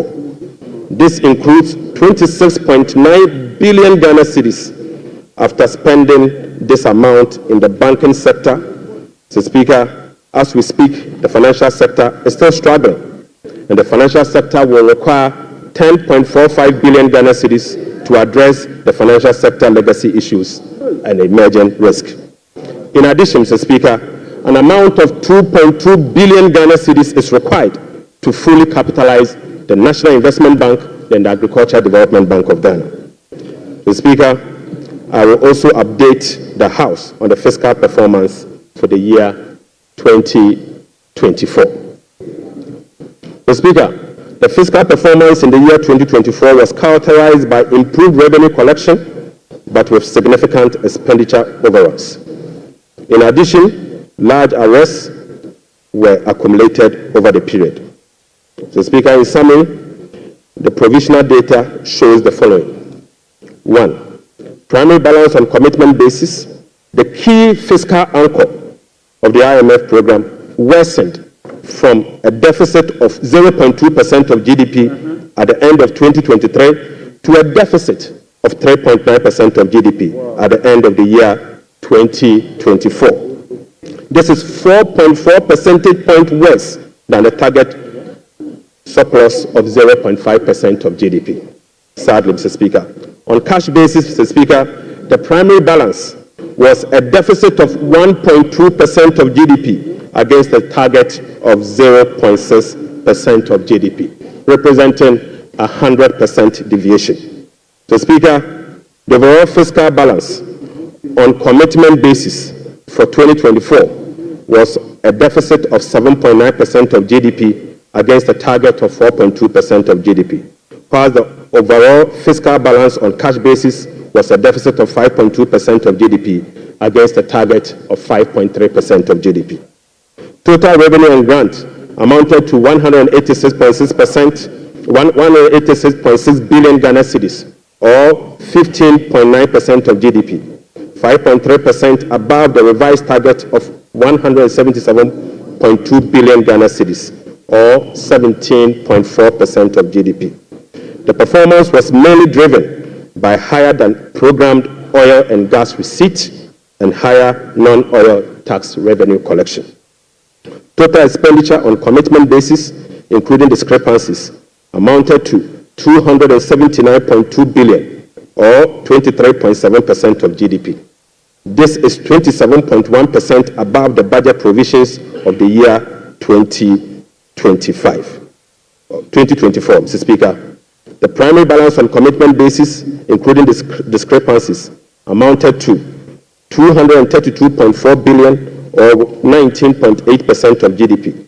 This is 35.3% above the target of 171.7 billion, or 16.8% of GDP. Unfortunately, Mr. Speaker, all expenditure lines exceeded their respective targets for the period, except for interest payments, goods and service, and other expenditures. Right Honorable Speaker, the discrepancies for the year 2024 being unclassified expenditure was 3.8 billion Ghana cedis as compared to 12.9 billion Ghana cedis in the year 2023. Mr. Speaker, at the end of December 2024, provisional data indicate that gross central government and guaranteed debt was 726.7 billion from 610 billion in 2023.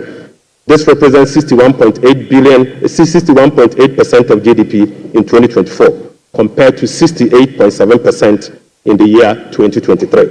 Mr. Speaker, it is instructive to note that the debt to GDP ratio and the dollar component of our debt that has come down, that has reduced, is as a result of the 37% haircut on principal of Eurobond debt under the debt restructuring. Mr. Speaker, it is important to know that. Mr. Speaker, Right Honorable Speaker, it is instructive to note that the debt to GDP that has reduced is as a result of the 37% haircut on principal and interest that were given to Eurobond bondholders. So, Speaker, you may recall that the government commenced the debt restructuring program in the year 2022 to restore debt sustainability and economic stability. As of now, the restructuring process is approximately 93% completed. The remaining 7% relate to debt of $2.7 billion owed to commercial creditors. We are committed to completing the remaining debt restructuring as soon as possible. Mr. Speaker, real sector development in the year 2024. Right Honorable Speaker, provisional 2024 GDP statistics published by the Ghana Statistical Service on the 10th of March 2025 shows that overall real GDP growth increase, Mr. Speaker, at the end of increase to 5.7% in the year 2024. Mr. Speaker, I take that again.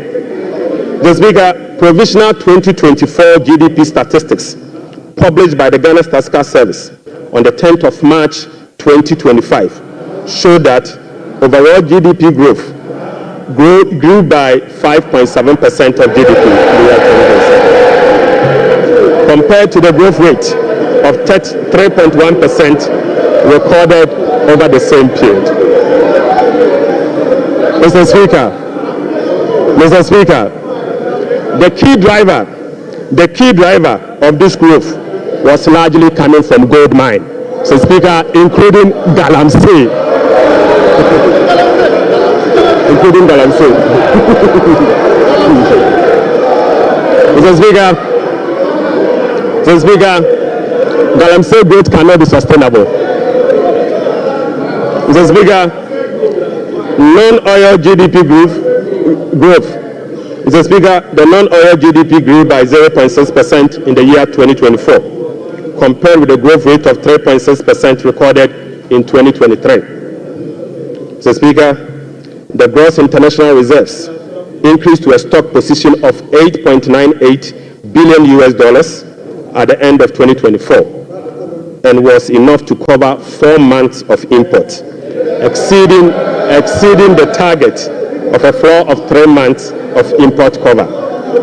At the end of 2024, the currency had depreciated by 19.2% against the US dollars, 17.8% against the British pound, so Speaker, and it had depreciated by 13.7% against the euro.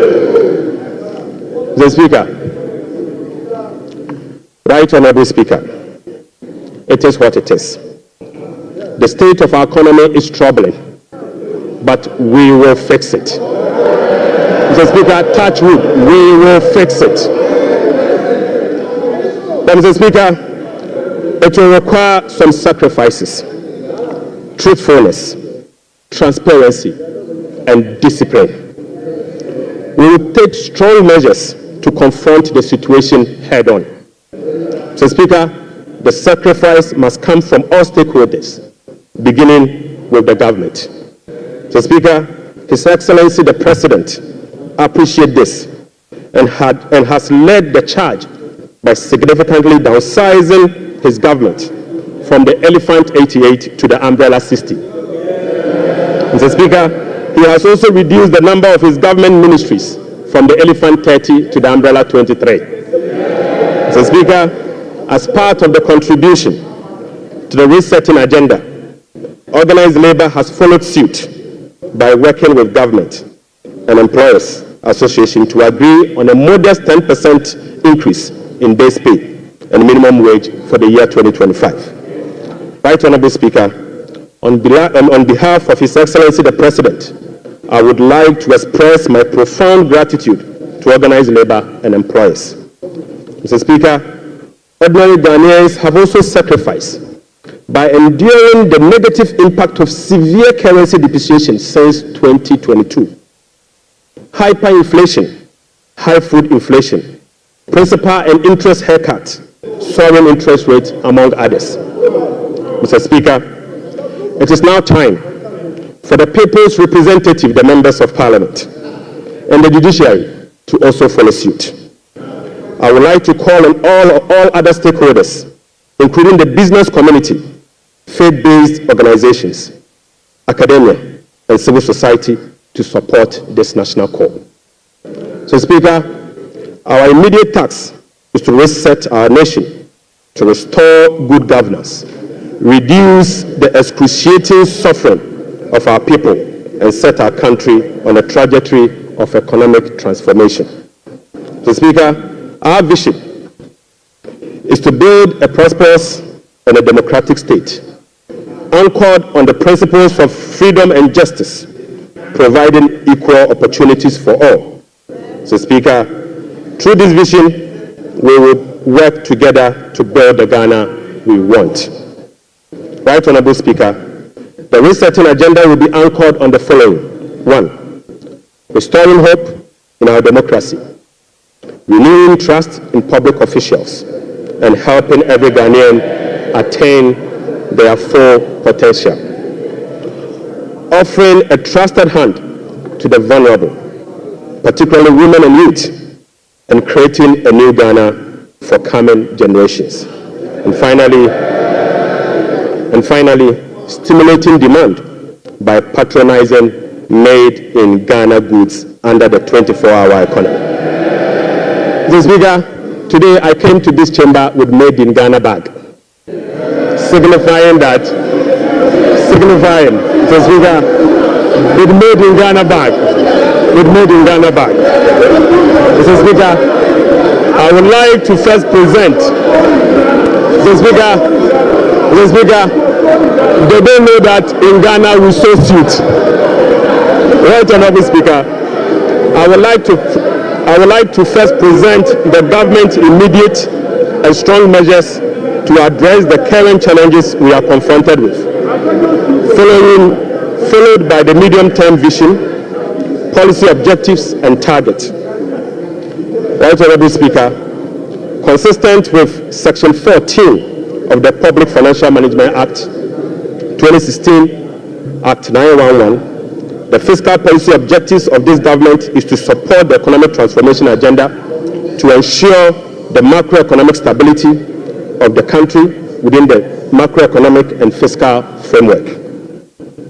More specifically, the fiscal policy objective of the government include the following: rationalizing government expenditure and eliminating wasteful expenditures, optimizing domestic revenue mobilization through broadening of tax base, increased non-tax revenue collection, adopting enhanced tax compliance measures, and modernizing the tax administration through digital technology.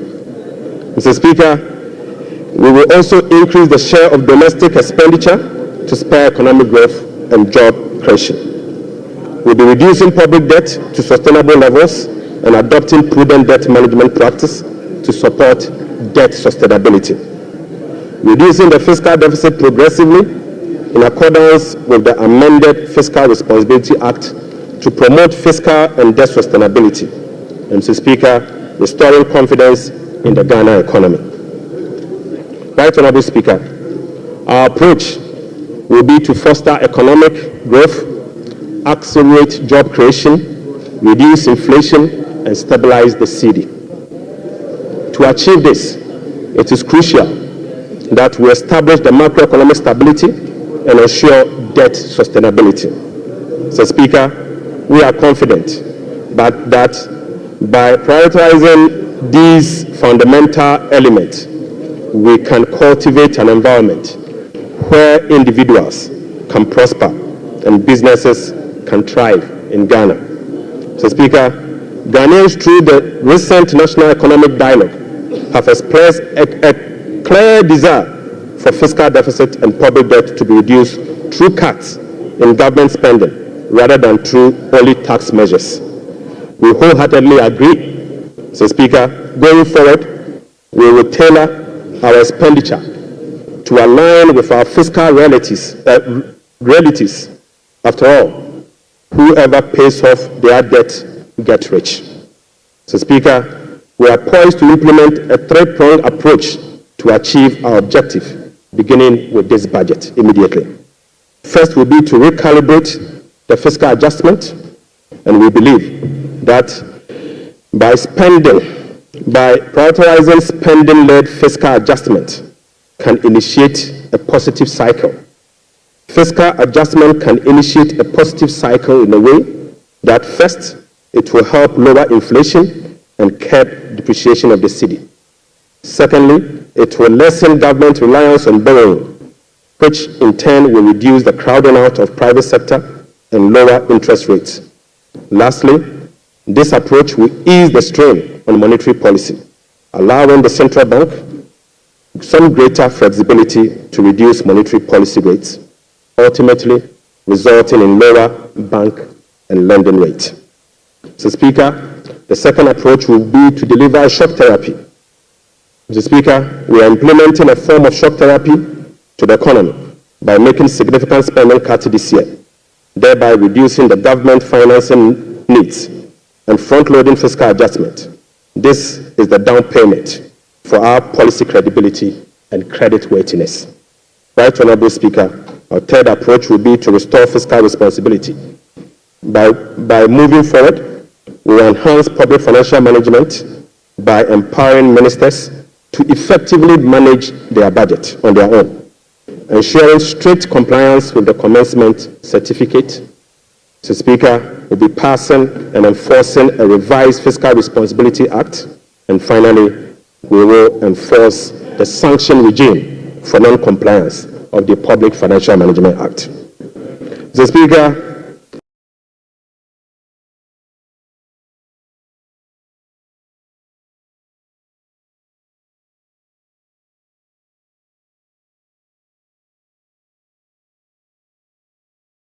real GDP growth of at least 4.8% of GDP.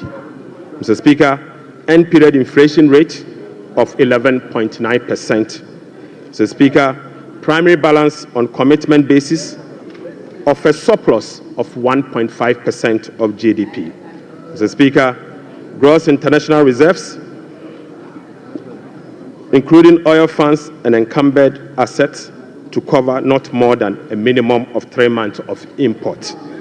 Mr. Speaker, to address inflation, government will implement a number of measures to complement the Bank of Ghana and monetary authorities. Mr. Speaker, the measures to stabilize the exchange rate include the following. We will be establishing the Ghana Gold Board to enhance the generation of accumulation of forex to support the stability of the Ghana cedi. The Bank of Ghana will continue to implement its FX forward auction to support the stability of the Ghana cedi.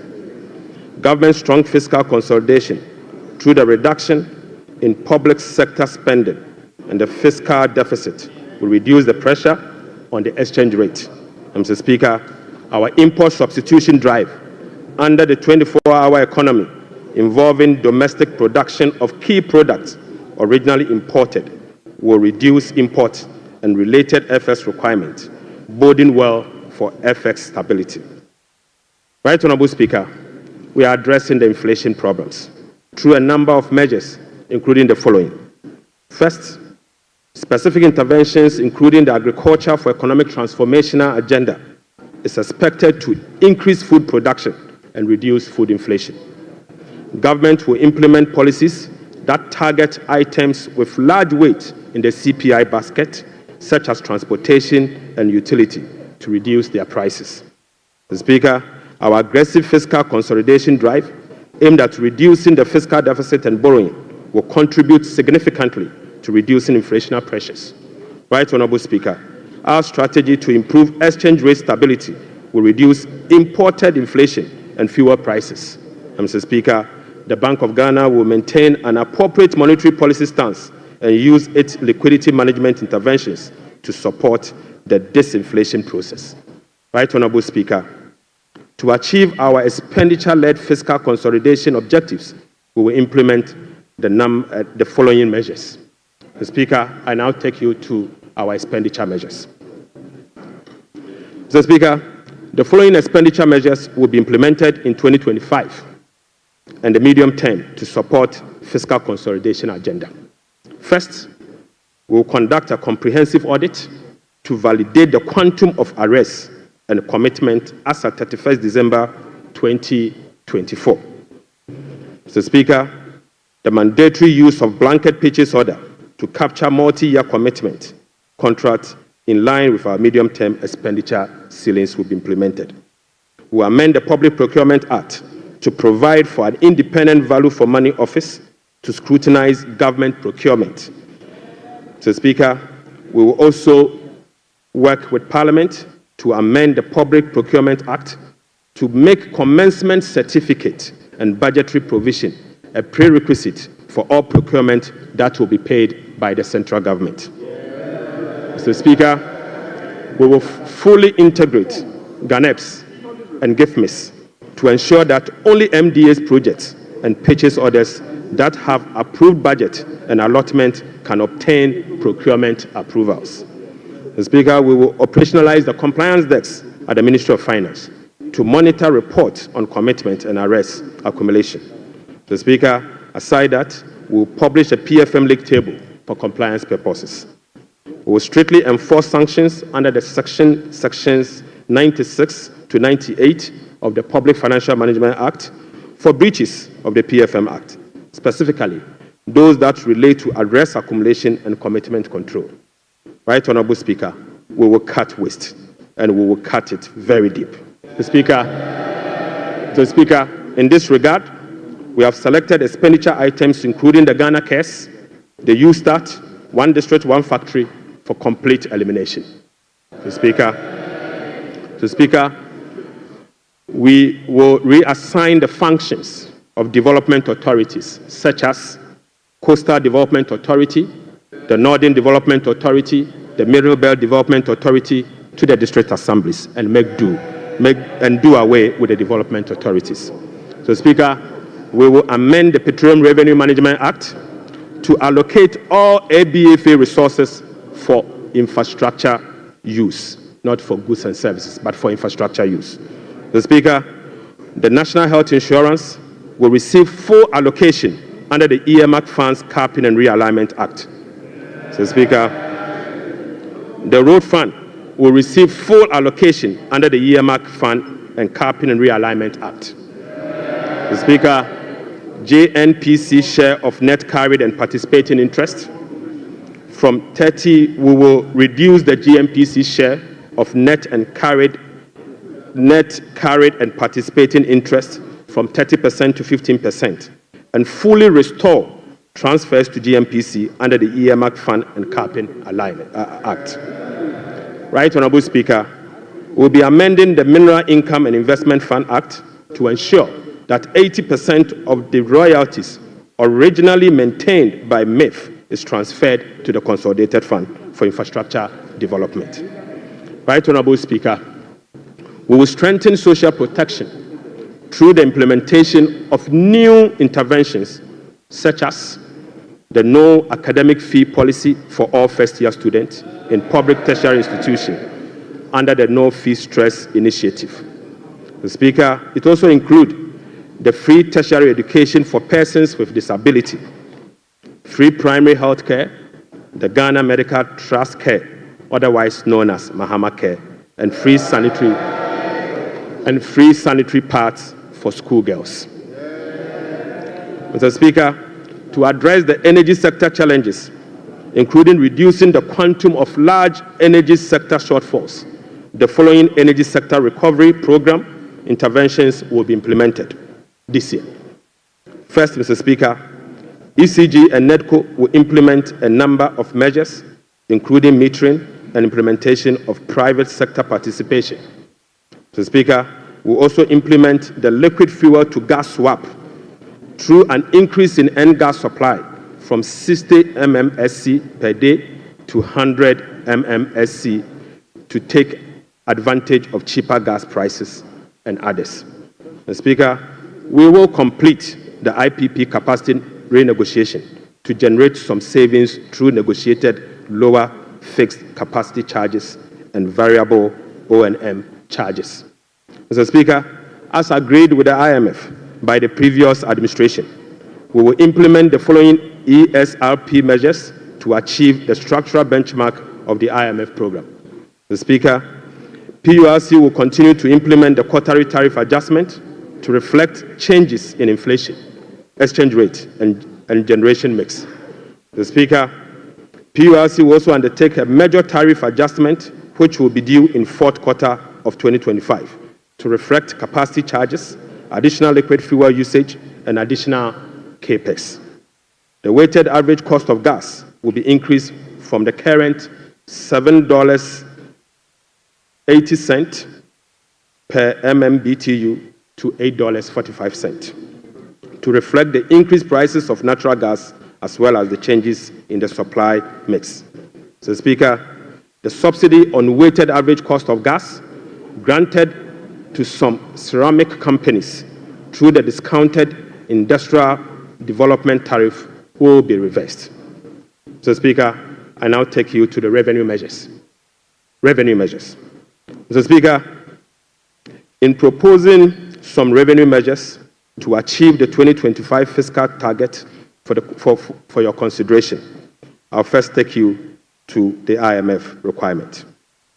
Mr. Speaker, this measures is inconsistent with our commitment under the IMF-supported program to observe a non-oil tax revenue effort of 0.6% point of GDP annually as part of the measures to improve domestic revenue mobilization and achieve our debt sustainability target over the medium term. Right Honorable Speaker, despite our commitment to increase the non-oil tax revenue by 0.6%, we have programmed the following nuisance taxes for removal in line with our manifesto promise. Mr. Speaker, we will abolish the 10% withholding tax on winning from lottery, otherwise known as the betting tax. Mr. Speaker, we will abolish the electronic transfer levy, e-levy, of 1%.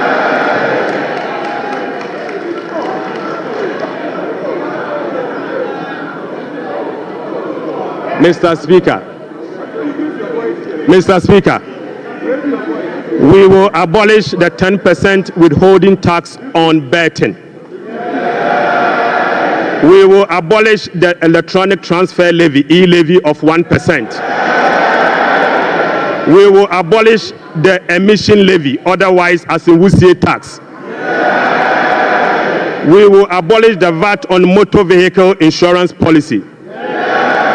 Mr. Speaker, we will abolish the 1.5% withholding tax on unprocessed gold by small-scale miners.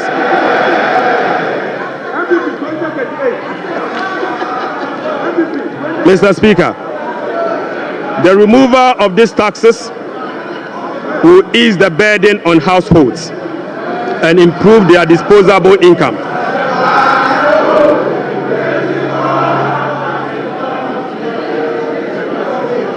Right Honorable Speaker, the removal of these taxes will ease the burden on households and improve their disposable incomes.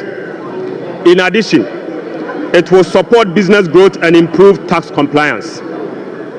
Mr. Speaker, Right Honorable Speaker, the tax refund account has been abused in recent years. In the last 8 years, a study revealed that 29.1 billion Ghana cedis had accrued to the tax refund account, with only 12.5 billion Ghana cedis, representing 43% of the total accrued amount, being used for tax refund purposes. Mr. Speaker, the study also revealed that 16.6 billion Ghana cedis, representing 57% of the total amount accumulated in the tax refund account, was misapplied. Mr. Speaker, which is a total violation of the Revenue Administration Act, Act 915, and the Public Financial Management Act. Instructively, Mr. Speaker, there were virtually no tax refund arrests over the period. Mr. Speaker, and therefore, we are reducing the current tax refund ceiling by 2 percentage points from 6% to 4% of total revenue, as defined in Section 69 of the Revenue Administration Act, Act 915. Mr. Speaker, by reducing the ceiling on the tax refund from 6% to 4%, Right Honorable Speaker, we have saved the taxpayer 3.8 billion Ghana cedis. Mr. Speaker, this amount is enough to close the revenue shortfalls from the removal of the e-levy and the betting levy. Mr. Speaker, the e-levy would have accrued 1.9 billion Ghana cedis, and the betting tax would have accrued 180 million. The two put together is just above 2 billion Ghana cedis. By reducing the tax refund account from 6 to 4, It is enough to remove this tax, and the savings will be provided to take care of social interventions. Mr. Speaker, already we have saved 3.8 billion cedis for 2025 alone from one source, and this is enough to close the gap from the taxes we have removed today. Mr. Speaker, to address the concerns from well-meaning Ghanaians on how we are going to close the revenue shortfalls as a result of the removal of the selected taxes, the answer is that we have stopped the bleeding. We have stopped the bleeding. Mr. Speaker, accordingly, with this budget, we will amend the Revenue Administration Act 2016, Act 915. This measure will improve the tax revenue net of tax refund by 2%, representing 0.3% of GDP. Mr. Speaker, in line with government policy, the 2025 minimum wage recently negotiated with the National Tripartite Committee will be zero rated. This is consistent with our resolve to protect the poor and the vulnerable. Mr. Speaker, again, without increasing the levy, we will also review the Energy Sector Levies Act to consolidate the energy debt recovery, the Energy Sector Recovery Levy, and the Sanitation and Pollution Levy into one levy and use the proceeds to cater for energy sector shortfalls and service the inherited debt service obligation. Mr. Speaker, the reset has just begun. Right, Honorable Speaker, the rest of the energy sector levies, including the Road Fund Levy, Energy Fund Levy, Price Stabilization and Recovery Levy, Public Lighting Levy, and National Electrification Levy will remain to support the achievement of their intended objectives. Right, Honorable Speaker, Ghana has not sufficiently capitalized on the benefits of its extractive sector to generate revenue to support development and diversification. We have failed to leverage our natural wealth by capturing its rent and channeling it towards productive infrastructure and human capital. Natural resource rent, which is the difference between the revenue of a commodity and the average cost of producing that commodity, is about 14% of GDP in the case of Ghana. However, Mr. Speaker, revenue from extractive industry is around 1.5% of GDP only. This is because, as a country, we have failed to fully capture the economic rent of our natural resources. Mr. Speaker, whereas global gold prices have seen some significant increase in recent times, Ghana has not been able to take full advantage of the development. Subsequently, Mr. Speaker, we are proposing to increase the Growth and Sustainability Levy from 1% on gross production of mining companies to 3% to enable the nation to have its fair share of the windfall. Mr. Speaker, we also propose to extend the sunset clause to 2028. Mr. Speaker, we also propose to extend the sunset clause of the special import levy to 2028. Mr. Speaker, Ghanaians and this Honorable House will recall that road tolls on public roads were zero rated in the year 2022. Demand for construction and improvement of road infrastructure continues to increase, even as substantial arrests and claims in the road sector remains. Right, Honorable Speaker, while the annual average collection from road tolls have not been significant compared to its potential, the existing zero-rated policy for road tolls has increased the situation and dimmed the prospect of raising enough revenue from tolls to road construction and maintenance. Accordingly, government will work with the stakeholders, including the private sector, to roll out a technology-driven solution to reintroduce road tolls this year as part of the big push. Right Honourable Speaker, we will also strengthen the legal and regulatory regime for non-tax revenue and enforce the framework to improve service delivery. This will be achieved through the introduction of an overarching non-tax revenue legislation, amendment of existing relevant laws, and the development of a national non-tax revenue strategy and policy. Mr. Speaker, as part of the reforms to improve other non-tax revenue streams, government will explore the operationalization of a regulatory framework for collection, management, and reporting of property rates consistent with our medium-term revenue strategy 2024 to 2027 and the Local Government Act. Mr. Speaker, we believe that the local authorities must be given the opportunity to collect their own property rates. Mr. Speaker, the current compliance rate for SMEs and personal income tax is below 30%, which is extremely low. Government will embark on an aggressive and sustained tax education campaign in the next 2 to 3 years to ensure improved compliance and tax revenue mobilization. We will also institute a quarterly dialogue on tax issues among the Ghana Revenue Authority, Ministry of Finance, and the business community to ensure that issues affecting businesses are addressed promptly. Mr. Speaker, I now take you to VAT reforms, VAT reforms. Right Honourable Speaker, we commit to the people of Ghana and this House, the business community, that we will undertake a comprehensive value-added tax reform this year. Mr. Speaker, with the aim to review the current distortions and cascading structure of the value-added tax regime. Ghana's effective rate, VAT rate, is about 22%. This is obviously because the 2.5% Get Fund levy, the National Health Insurance levy of 2.5%, and the COVID levy are well added to the base for a final determination of what is due for VAT purposes.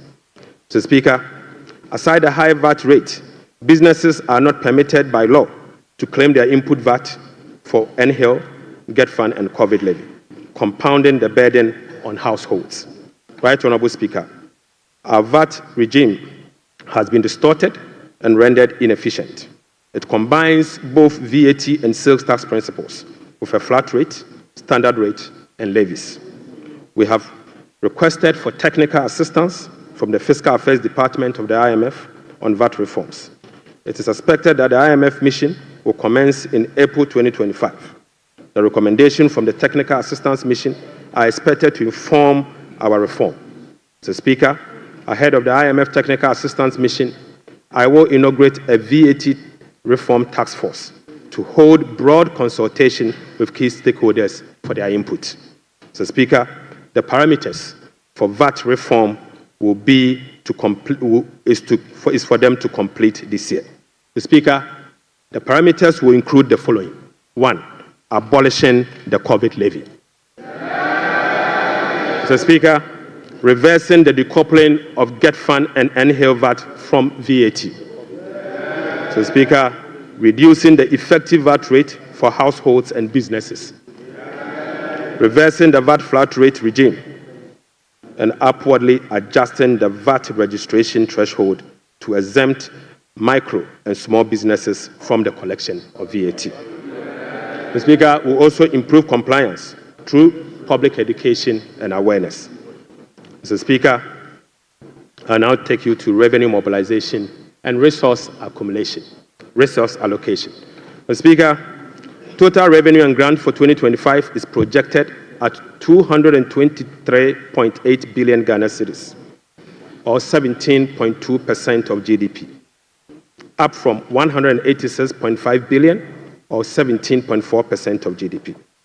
The projection is underpinned by non-oil revenue measures, which are expected to yield at least 0.6% of GDP. Mr. Speaker, total expenditure on commitment basis for 2025 has been programmed at 269.1 billion, representing 20.7% of GDP, down from 279.2 billion, which is 26% of GDP in the year 2020 2024.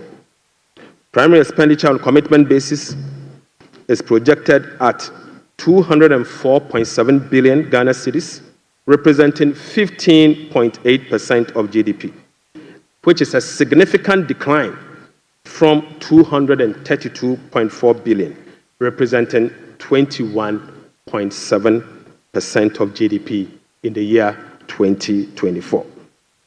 Mr. Speaker, based on the resource allocation from 2025 fiscal year, the total appropriations for the year ending 31st December 2025 is 290,971,212,435 billion Ghana cedis.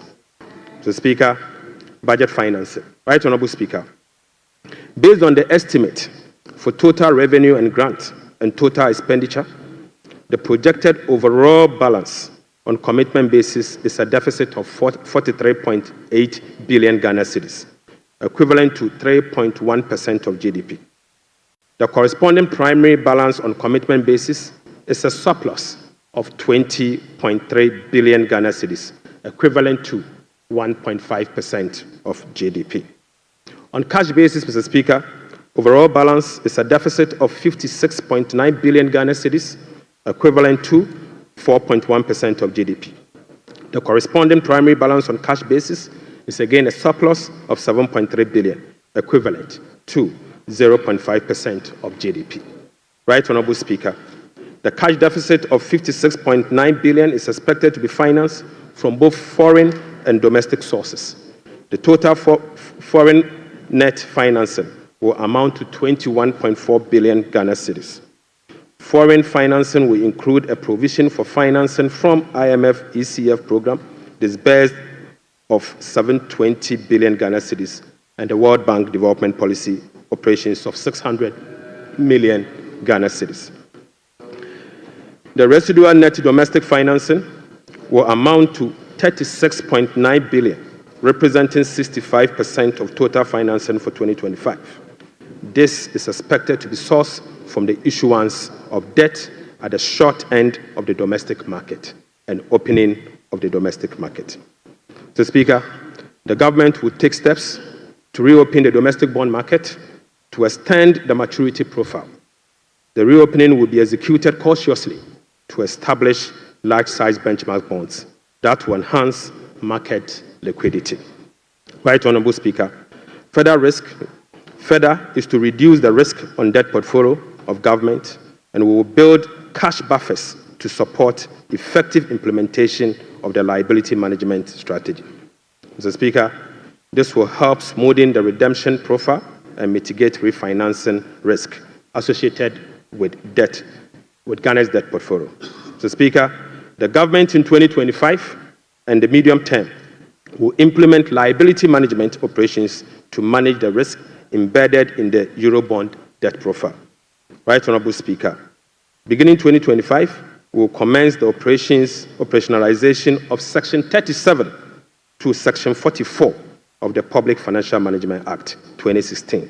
Mr. Speaker, in doing so, we will be building sufficient buffers in the sinking fund as a landmark reform to manage our public debt.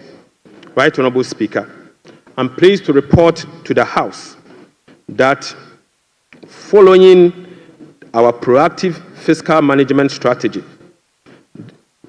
that in our engagement with the market, this management strategy has yielded sufficient dividend. Mr. Speaker, on the 7th of January 2025, the NDC government inherited a 91-day Treasury bill rate of 28.19%. Mr. Speaker, just 2 months into this administration, we have successfully reduced this rate to 17.72% as at last Friday. Mr. Speaker, this represents a reduction of over 10%. In other words, 1,047 basis points in just 2 months. Mr. Speaker, similarly, on the 7th January 2024, we inherited a 182-day Treasury bill rate at 28.92%. We have again successfully reduced that rate to 18.97% as at Friday, 7th March 2025. This represents a reduction of 995 basis points in only 2 months. The Speaker, again, on the 7th of January 2025, we inherited a 364-day Treasury bill rate of 30.15%. We have successfully reduced this rate to 19.93% as at Friday, 7th March 2025. Mr. Speaker, this represents a reduction of 1,022 basis points in just 2 months. Mr. Speaker, on average, rates have fallen by over 1,000 basis points, signifying a strong investor confidence, crowding in the private sector, reducing the cost of doing business, and overall acceptance of economic policies of President John Dramani Mahama, ultimately laying the groundwork for sustained macroeconomic stability. It has been done already. So, Mr. Speaker, Right Honorable Speaker, the key policy intervention to support economic transformation and job creation agenda include the following. So, Speaker, the 24-hour economy aimed at stimulating economic growth by creating an enabling environment for businesses and institutions to operate 24/7 in 3 shifts of 8 hours each to boost production, promote productivity, and generate well-paying jobs. We will be presenting the policy to Parliament in due course for consideration. Accordingly, Mr. Speaker, the Labour Act, the GIPC Act, and other enabling legislations will be reviewed to support the 24-hour economy policy. Right Honorable Speaker, we will roll out the implementation of the $10 billion Big Push policy for strategic infrastructure development to open up the country and drive sustainable economic growth. Right Honorable Speaker, the Ghana Gold Board will be established in the course of the year and as soon as possible. So, Speaker, we will stabilize the Ghana cedi and provide stability to the macroeconomy. We will implement an economic transformational agenda underpinned by structural reforms anchored on promoting modernized agriculture, agribusiness, and value addition for import substitution, export, and job creation. Mr. Speaker, we will complement monetary policy with fiscal and real sector policies to reduce inflation. Food inflation will be reduced through the implementation of the Agriculture for Economic Transformation agenda anchored on our 24-hour economy. Right Honorable Speaker, we will undertake key structural reforms to support inclusive economic growth, fiscal and debt sustainability, sound public financial management, efficient public service delivery, and good governance. The Speaker will restructure the Bank of Ghana to strengthen its independence and operationalize its efficiency mandate. The Speaker will ensure that social protection is adequately catered for in the course of the year. We will use government procurement to drive Made in Ghana agenda to promote production and consumption of Made in Ghana goods. Right Honorable Speaker, to demonstrate this agenda, as I said, I came to this House with a presentation of a bag proudly made in Ghana by Horseman. Mr. Speaker, this should be encouraged. Right Honorable Speaker, beginning this year, we will formalize the export of Ghanaian labor to other countries. We will ensure a structured and beneficial system for Ghanaian workers seeking employment abroad and create safer legal pathway for them to work in foreign countries whilst protecting their rights and welfare. Mr. Speaker, this will also reduce illegal migration, prevent worker exploitation, and maximize the economic benefits of remittance and boost foreign exchange earnings. Mr. Speaker, I now take you to how these resources will be allocated in the year 2025. Mr. Speaker, we will provide a cedi equivalent of $279 million as a revolving fund for the Ghana Gold Board to be able to purchase and export at least 3 tons of gold per week from small-scale miners. Mr. Speaker, we have allocated 13.85 billion Ghana cedis for Big Push project. Mr. Speaker, we have allocated 13.85 billion Ghana cedis for the Big Push program. Mr. Speaker, an amount of 499.8 million Ghana cedis has been allocated for the non-academic fee policy for all first-year students in public tertiary institutions under the No Fee Stress initiatives. Mr. Speaker, we have allocated an amount of 292.4 million Ghana cedis to commence the distribution of free sanitary pads to female students in primary and secondary schools. Mr. Speaker, we have allocated again an amount of 242.5 million Ghana cedis to support the victim of Akosombo Dam spillage. Right, Honorable Speaker, we have also allocated an amount of 200 million Ghana cedis to support the victim of tidal wave disaster that recently displaced resident in certain part of K2 South constituency. Mr. Speaker, the overarching concern about free secondary education has been its quality and the absence of dedicated sources of financing. His Excellency President John Dramani Mahama has resolved it. Mr. Speaker, let me take this again.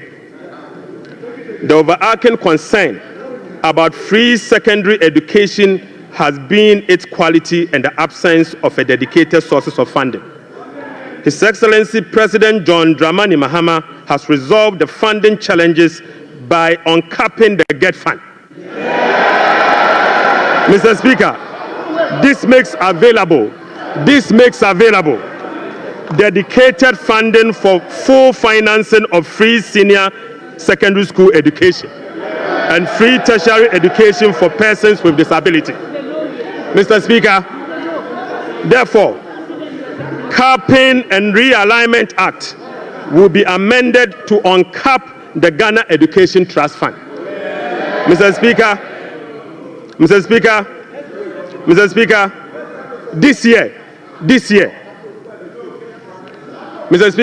this year, the budget for free senior secondary school education program is 3.5 billion Ghana cedis.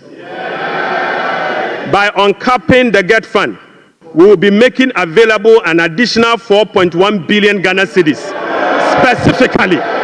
specifically for financing free secondary education program and other related expenditures.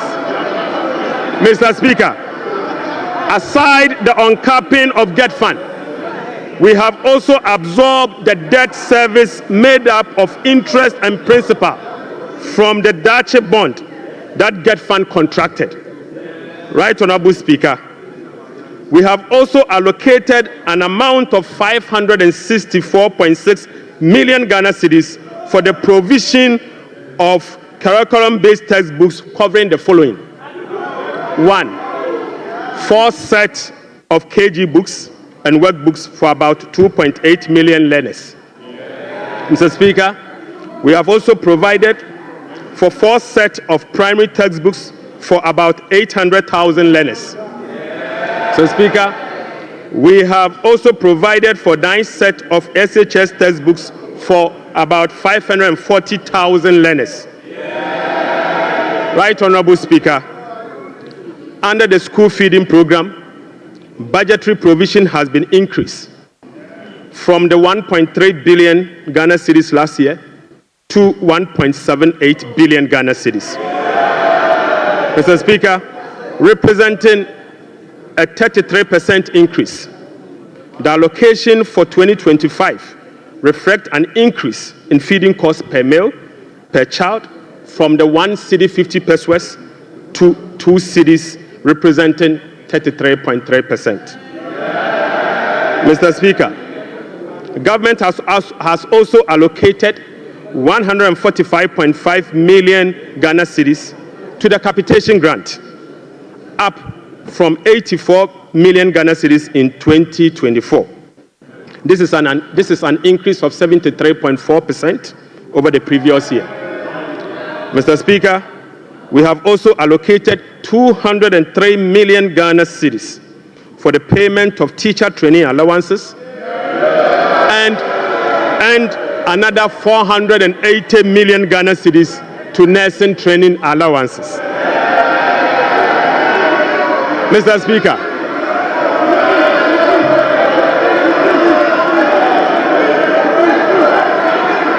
Mr. Speaker, we have uncapped the National Health Insurance Levy. Mr. Speaker,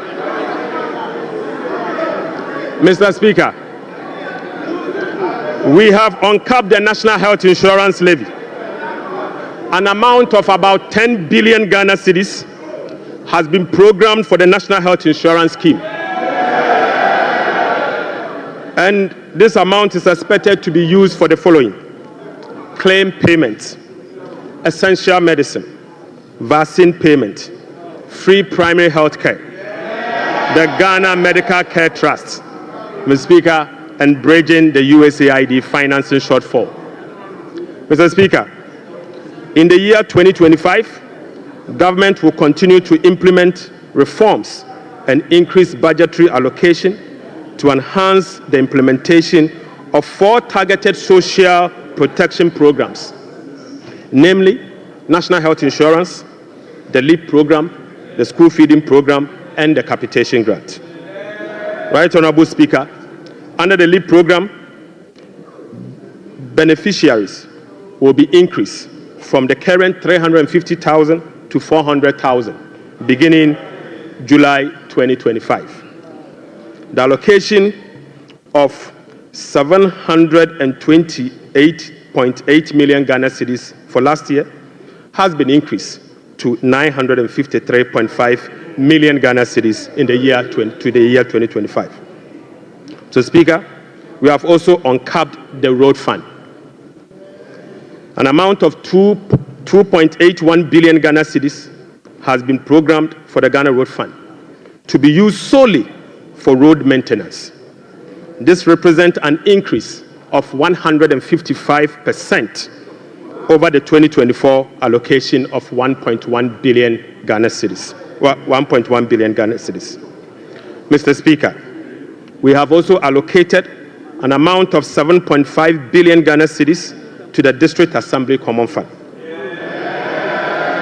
In accordance with our decentralization policy, we propose to Parliament that a minimum of 80% of the funds allocated to the District Assembly Common Fund should be sent directly to the district assemblies to spur economic growth and at the district level to deepen decentralization. Right, Honorable Speaker, I repeat, we have allocated an amount of 7.5 billion Ghana cedis to the district assemblies common fund. Mr. Speaker, in accordance with our decentralization policy and objective, we propose to Parliament that a minimum of 80% of the funds should be sent directly to the district assemblies to spur economic growth at the district level and deepen decentralization. Mr. Speaker, it is worth noting that in a stark contrast to what has happened recently at the District Assembly Common Fund, where only 50% of the released amount are sent to the District Assembly for the purposes of running the assemblies. Mr. Speaker, we have also allocated an amount of 1.5 billion Ghana cedis for Agriculture for Economic Transformation Program, of which Feed Ghana, Ghana Grains Development Project, Vegetable Development Project, and Nkoko Nketenkete are all key components of the program. Right, Honorable Speaker, we have also allocated 51.3 million Ghana cedis as seed fund for the establishment of the Women's Development Bank. Mr. Speaker, we have also allocated 300 million Ghana cedis to the National Apprenticeship Program. Mr. Speaker, I repeat, we have also allocated an amount of 300 million Ghana cedis to the National Apprenticeship Program. Right, Honorable Speaker, we have also allocated an amount of 100 million Ghana cedis to the Edumewura Program. Mr. Speaker, an amount of 100 million Ghana cedis has been allocated to the National Codes Program. Mr. Speaker, another amount of 100 million Ghana cedis has been allocated for the payment of monthly allowance to all assembly members.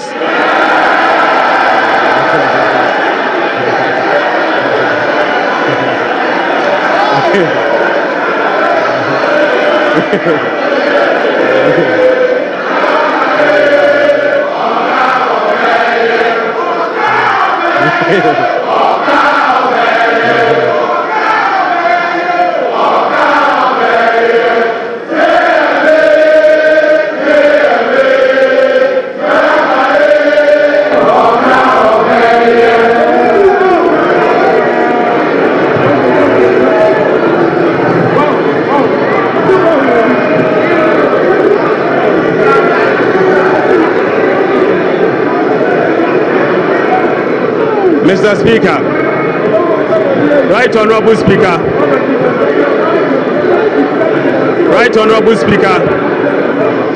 sector ministers will be presenting to this House a detailed sectorial performance and outlook, as well as, Mr. Speaker, sector ministers will be presenting to this House a detailed sectorial performance and outlook, as well as sector-specific policy interventions to deal with the challenges of various MDAs. So, Speaker, I want to repeat this. So, Speaker, sector ministers will be presenting to this House a detailed sectorial performance and outlook, as well as specific sector interventions to deal with the challenges of various MDAs. This is indeed a departure from the norm, where ministers of finance present detailed sectorial performance as part of their budget speech. So, Speaker, I believe sector ministers must be made to do so. Right Honorable Speaker, in conclusion. So, Speaker, in conclusion. Mr. Speaker, the state of the economy, as I have presented, does not reflect an economy that has turned the corner. It reflects an economy in severe distress, burdened with debt repayment harms, mismanagement, and lack of accountability. The budget sets Ghana on a path of fiscal responsibility, debt sustainability, macroeconomic stability, and job creation. It is about resetting the economy and restoring hope. Ghanaians reaffirmed their faith in a better future when they actively participated in the National Economic Dialogue on the 3rd and 4th of March 2025. A key outcome of the dialogue was the confirmation that the fundamental problem with our economy is fiscal indiscipline. The NPP administration awarded contracts outside the expenditure framework. They borrowed over and above Ghana's capacity to repay. Mr. Speaker, His Excellency President John Dramani Mahama's administration will be fiscally disciplined and deliver improved public service to our people in a cost-effective manner. Mr. Speaker, we remain steadfast in meeting the IMF program target while restoring Ghana's creditworthiness.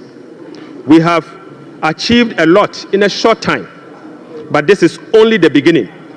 Our commitment to reform we will not waver on that, Mr. Speaker. We have achieved a lot in this short time, and our commitment to reform will not waver. Those who doubt our resolve should not underestimate the determination of the people of Ghana, who will no longer tolerate ineffective governance. Together, we will navigate these turbulent times and emerge stronger. Mr. Speaker, we are making serious progress.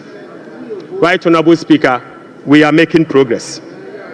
We committed to running a lean, efficient government of 60 ministers. Mr. Speaker, we have delivered. Mr. Speaker, we committed to scrapping the e-levy. We have delivered. Mr. Speaker, we committed to scrapping the burden tax. We have delivered. Right Honorable Speaker, we committed to eliminate academic fee for first-year public tertiary students. We have delivered. Mr. Speaker, we committed to providing free tertiary education for all people with disability. We have delivered. Mr. Speaker, we committed to providing dedicated source of funding for free secondary education. We have delivered.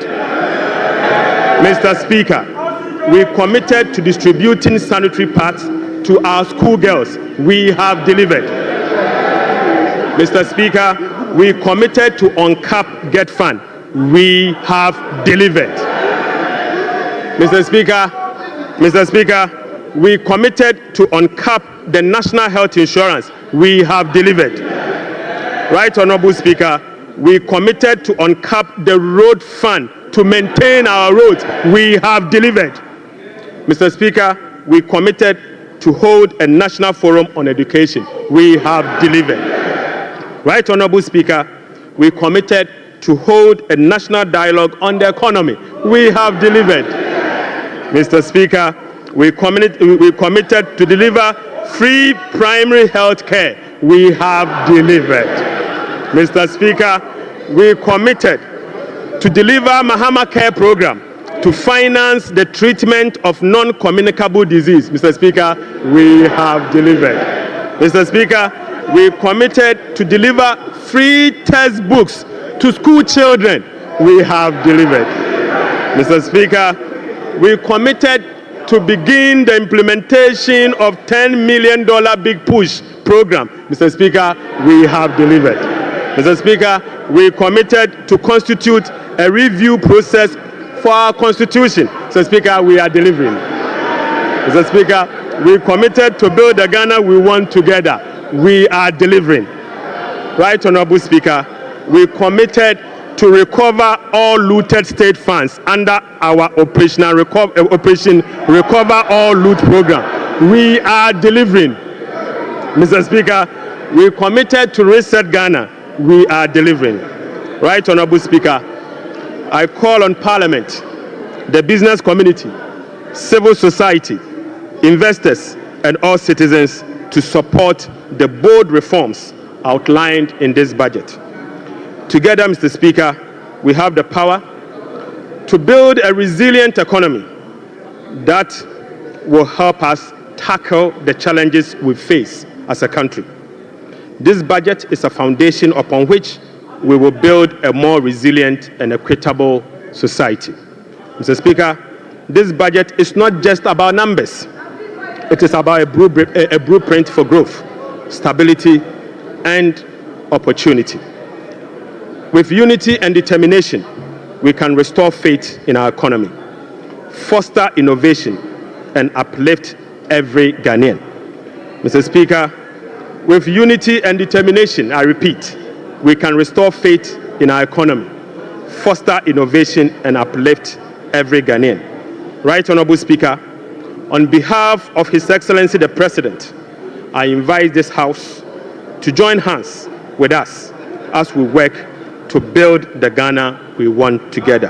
Mr. Speaker, I thank you so much. Idebi Keke.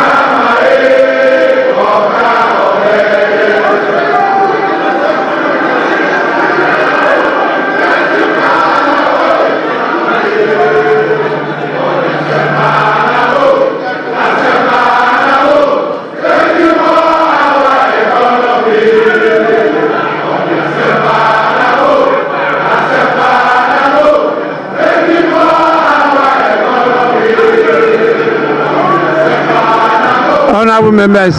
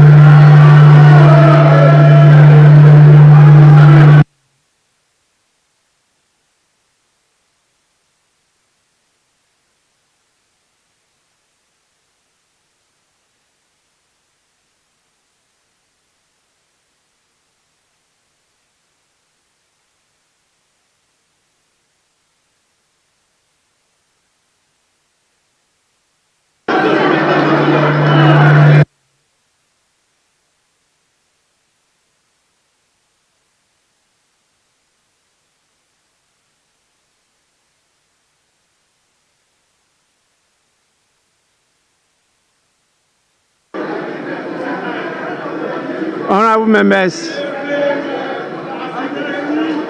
Honorable members.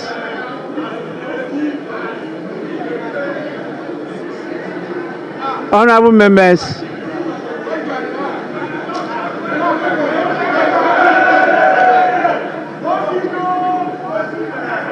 Honorable members. The Minister for Finance has taken 1 hour 40 minutes to make the statement. And I believe by our standing orders, the statement time is ended. We now move on to the commencement of public business. Item 8, presentation of papers. The following papers to be presented. Presentation of papers. The following papers to be presented. 8A by the Minister for Finance. Annual report on the petroleum fund for the 2024 fiscal year. Honorable members, this refers to 8A Roman 1, and this has been presented and is referred to the Finance Committee for consideration and report to the House. We now move on to 8A Roman 2. Annual report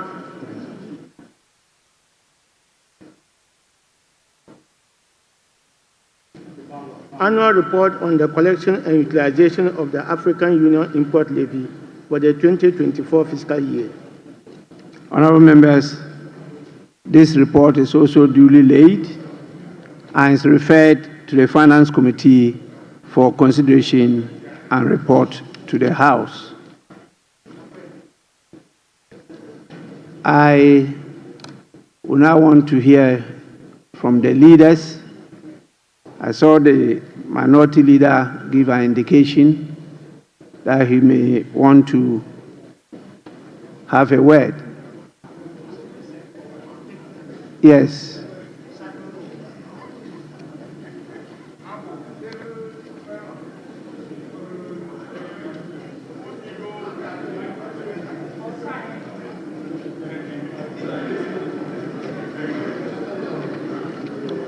Yes, minority leader. Mr. Speaker, this afternoon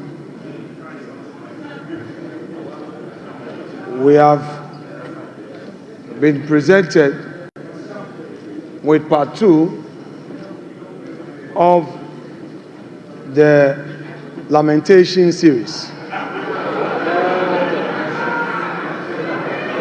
The part 1, Mr. Speaker, the part 1 was Mahamanomics. The part 2 is Forsonomics.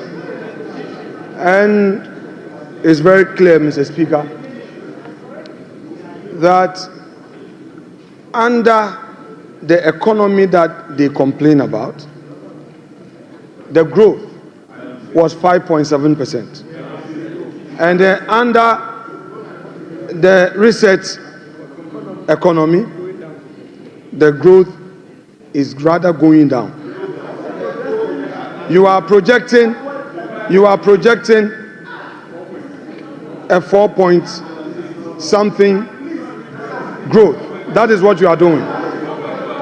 Mr. Speaker, the economy that they complain about left us with 4 months of import cover, and they are projecting under reset 3 months. Mr. Speaker, these are the very people who managed the economy up to 2016 and left us with some IPP debts. Today, they are telling us that they are coming to renegotiate the very disaster they left us. Mr. Speaker, Honorable Minority Leader. Honorable Minority Mr. Leader. Speaker, we are not debating today. We are giving an indication. Honorable Minority Leader, please be guided by Order 91. Mr. Speaker, exactly so. Very, very guided by that. Mr. But Speaker, I may read Order 91. Your statement was that you are not debating today. Oh, Mr. Speaker, we are not making comment on it. We are not going to make comment today. 91, Mr. Speaker, when he makes a statement, we are supposed to comment on it. Yes. Yes, so I'm saying that we are not going to engineer the comment today. Because, Mr. Speaker, they are not ready. We are ready, but we think they are not ready. Minority so I'm Leader. only going to give an indication. Mr. Speaker, let the Minority Leader enjoy his bona fides for this minute. Just relax, Mr. Speaker. I only want to draw your attention to the fact that you can only make comments. Very well. And the comments, not more than 5 minutes. Mr. Speaker, in commenting on this statement by the Finance Minister, it is clear to all of us in this chamber that today they decided to populate this chamber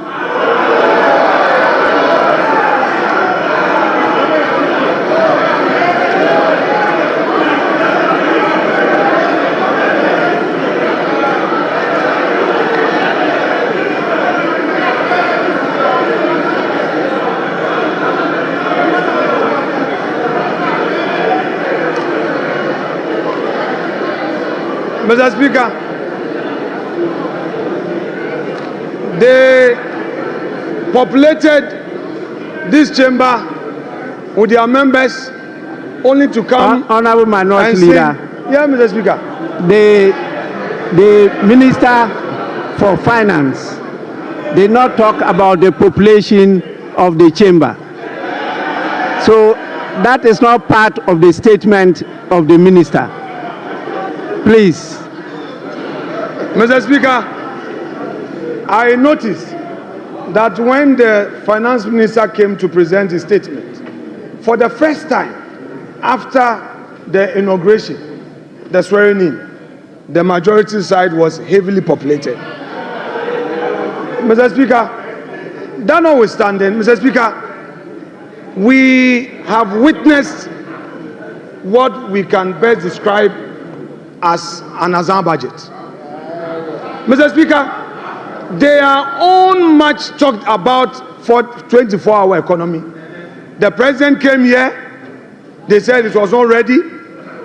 The finance minister comes here, and again, the 24-hour economy policy is not included in his budget statement. Mr. Speaker, Mr. Speaker,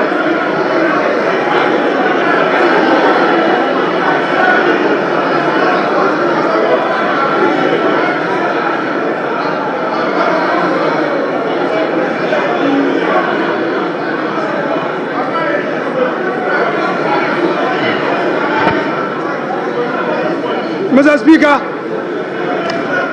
the youth of this country have been waiting for this 24-hour economy policy. The minister tells us the policy will be brought later. Hey, Ato, the policy will be brought later. Mr. Speaker, it is clear that all the jobs they promised the youth of this country was merely an Azam promise. Mr. Speaker, there is no inspiration from this budget. There is no hope in this budget. The repetition of the social intervention programs, Mr. Speaker, and then the minister complained that some contracts at the road sector had no commencement certificate. Go to the Chain Homes Road. There is a road construction on the Chain Homes. There is a new road being constructed to the 10 rooms with a new roundabout. There is no commencement. We did a search. There is no commencement. There is no PP approval. You are doing, Mr. Speaker, you have started construction Minority Leader. Honorable Minority Leader. Honorable Minority Leader. Honorable Minority Leader, please, comments. I have given you a privilege. Don't abuse it. Mr. Speaker, I shall conclude my comments by saying that whereas the Minister of Finance told us that there will be heavy sanctions against all those who go contrary to the PFM Act. Under his own administration, the Chain Homes Road is being constructed now. A new runabout is being constructed. Meanwhile, there is no commencement certificate. Meanwhile, there is no PP approval. Mr. Speaker, the sanctions must start with his own ministers. Mr. Speaker, we are ready for our comments. We know they are not ready, but if the minister is going to stay, Mr. Speaker, let us start the comment on this budget statement here and now, because this Azam budget, we cannot allow it to get onto the shelves for Ghanaians to think that there is any hope. Mr. Speaker, there is going to be comment to expose them. Thank you very much.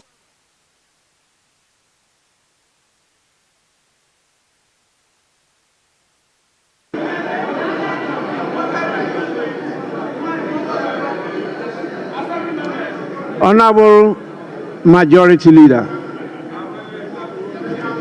Mr. Speaker, the Minority Leader and I share something in common. We were both assemblymen. And when the Minister of Finance made the unprecedented announcement of a gargantuan sum of money for assemblymen, I saw the gleeful smile on his face.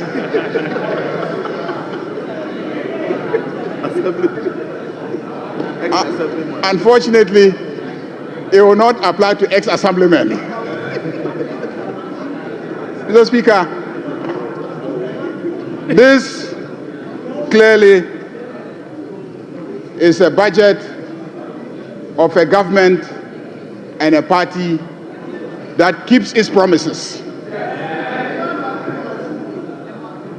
Almost every promise that was made by John Dramani Mahama is being fulfilled in less than 120 days. This budget is a budget for Makola women. This budget is a budget for assemblymen.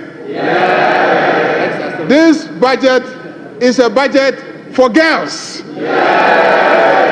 This budget, sanitary pads, students, girls, students, sanitary pads, there's sanitary pads. Mr. Speaker, Mr. Speaker,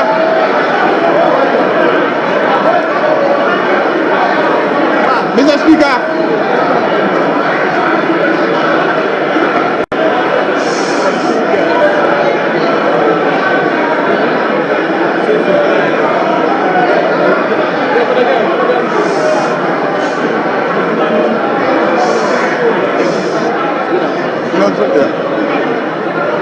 Mr. Speaker, Mr. Speaker, it seems to me that the men on this side have started using sanitary pads. Because the sanitary pads is for the female students. That's why I said girls. Mr. Speaker, this is a budget for school children. They will now get the set of textbooks that they need to study. And peace of mind.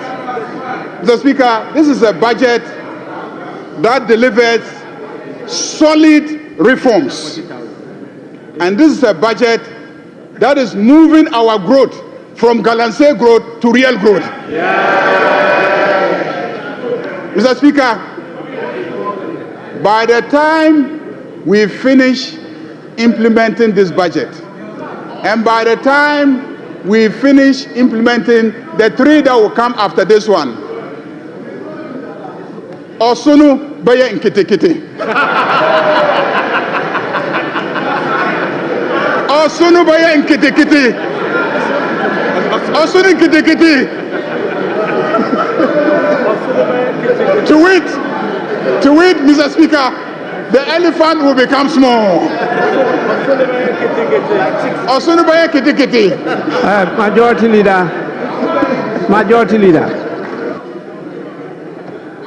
Leader, the Minister for Finance did not talk about Osunu. So, Osunu is not part of the statement. Please. Speaker also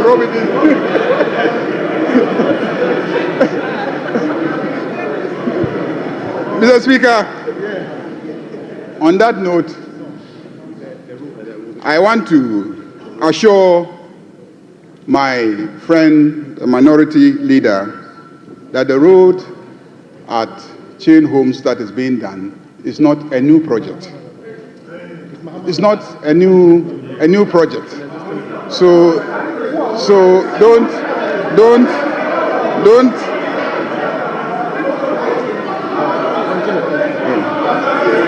There's something else you want me to add.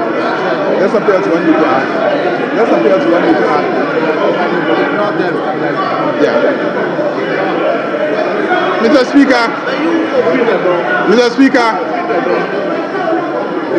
Speaker, this is a budget that gives hope to Ghanaians. This is a budget that will stabilize the economy. This is a budget that will create jobs for the youth of this country. Because this is a budget that will stabilize the economy and provide the enabling environment for the private sector to thrive and create jobs for the youth of this country. Mr. Speaker, fishermen, Okada riders, taxi drivers, students, and the energy sector is going to be salvaged by the implementation of this budget. Mr. Speaker, I want to thank the Minister of Finance for making the statement and to assure my friend, the minority leader, that we are ready to debate their records and our records, and we are ready to demonstrate that the proposals contained in the statement of the Minister of Finance will indeed reset Ghana. Ghana is being reset. Thank you very much, Mr. Speaker.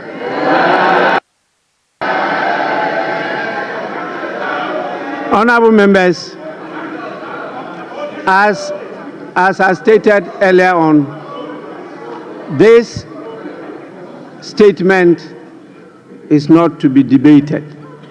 You are to make comments on the statement. And to guide you, we are going to provide a few things for members because it's a transition. We used to debate budgets by making it a motion. Our standing orders from experience guided us to change it to a statement. And so last budget was a statement. And this one too is a statement. So it's a new field. And you need some guidance as to what to do during the course of that. If not, the Speaker will have a hell of trouble managing the House. So what we intend to do is to exhibit at the foyer budget statements since independence. You can go to the foyer and you get the budget statements since independence. We also have soft copies of handouts of budget statements with the pictures of the various ministers of finance. They will all be on display for you to go and either have a picture view or request for a copy so that you can, at your own leisure, go through it yourselves. There is a viewing session now of what has happened today, and that one too is available as a side attraction. You can go and have access and view it. We believe that this will assist you, and as we do that, we may focus on some of you, and we particularly want to project the excellent inputs that our ladies make on the floor as part of the affirmative action, the law that we passed.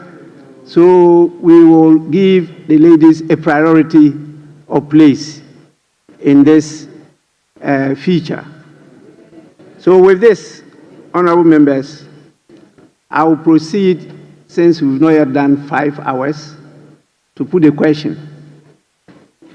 And then you decide whether we should adjourn or not. So I'm going to put the question. Honorable members, I will allow the leaders to move the motion. So I will call on the minority leader. The minority leader wants to move the motion for adjournment. Speaker, thank you. Mr. Speaker, I believe that since 7th January, this is the first time the majority is entering this in full. So we can do some 2 more hours of comment before we move the motion for adjournment. So, Mr. Speaker, this is the first time we are having a full house. So, Mr. Speaker, let's give them the opportunity to comment, especially those who are not regular in this chamber. So, once we are done, we can then move the motion to adjourn the House. Mr. Speaker, that is my humble prayer. I don't know whether they would agree, but if they are in a hurry to go back home, Mr. Speaker, I would therefore move that this House be adjourned to enable them go back home.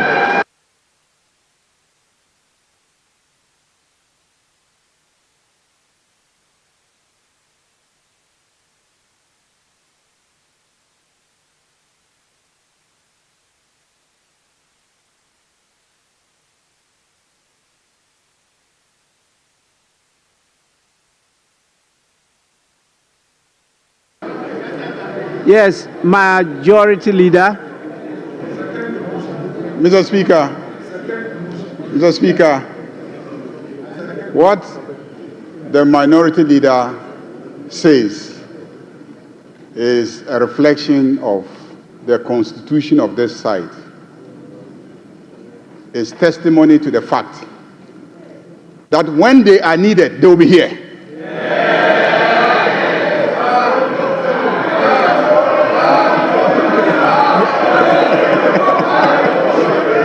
When they are needed, they will be here.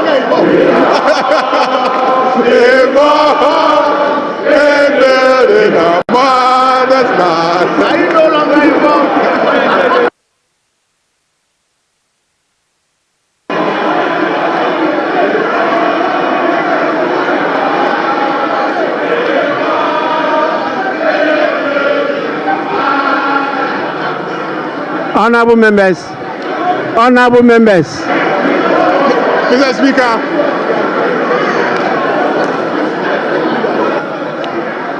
honorable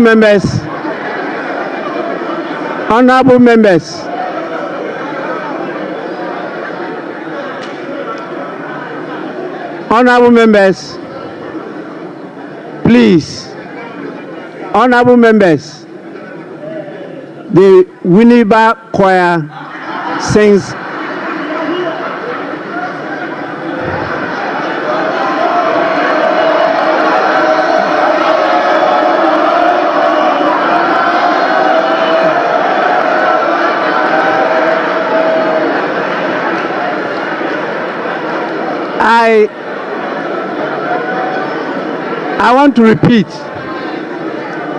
I want to repeat it. I'm sure you didn't hear what I was trying to say. The Winneba Choir sings better than you all. Majority Leader, you may now go on. Mr. Speaker, it is obvious that the minority have withdrawn from participating in the involvement in the development of this country. They started it and then they got the response. Mr. Speaker, on that note, I second the motion for adjournment.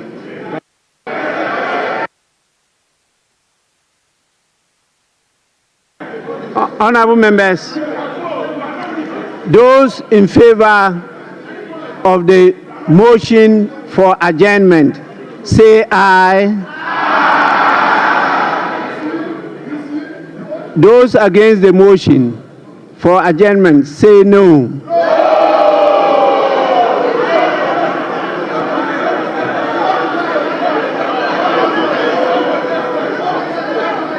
Majority Leader, yes. Mr. Speaker, there is rebellion on this side of the House because their leader moved the motion and they are rebelling against their leader.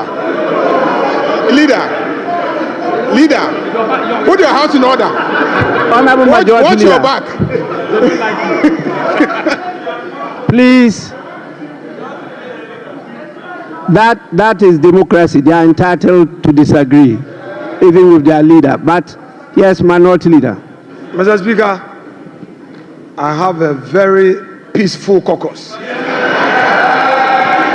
Mr. Speaker, I moved the motion for adjournment for the benefit of the majority. I said to enable them go home and rest. But we are ready to work. So they are right.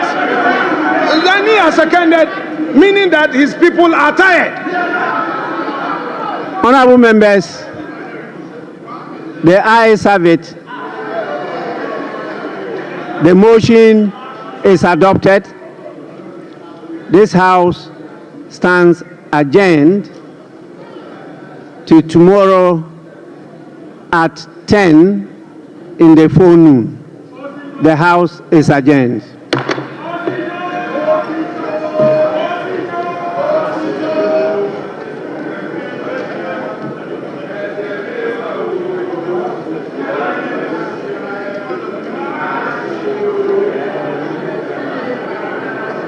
Much love.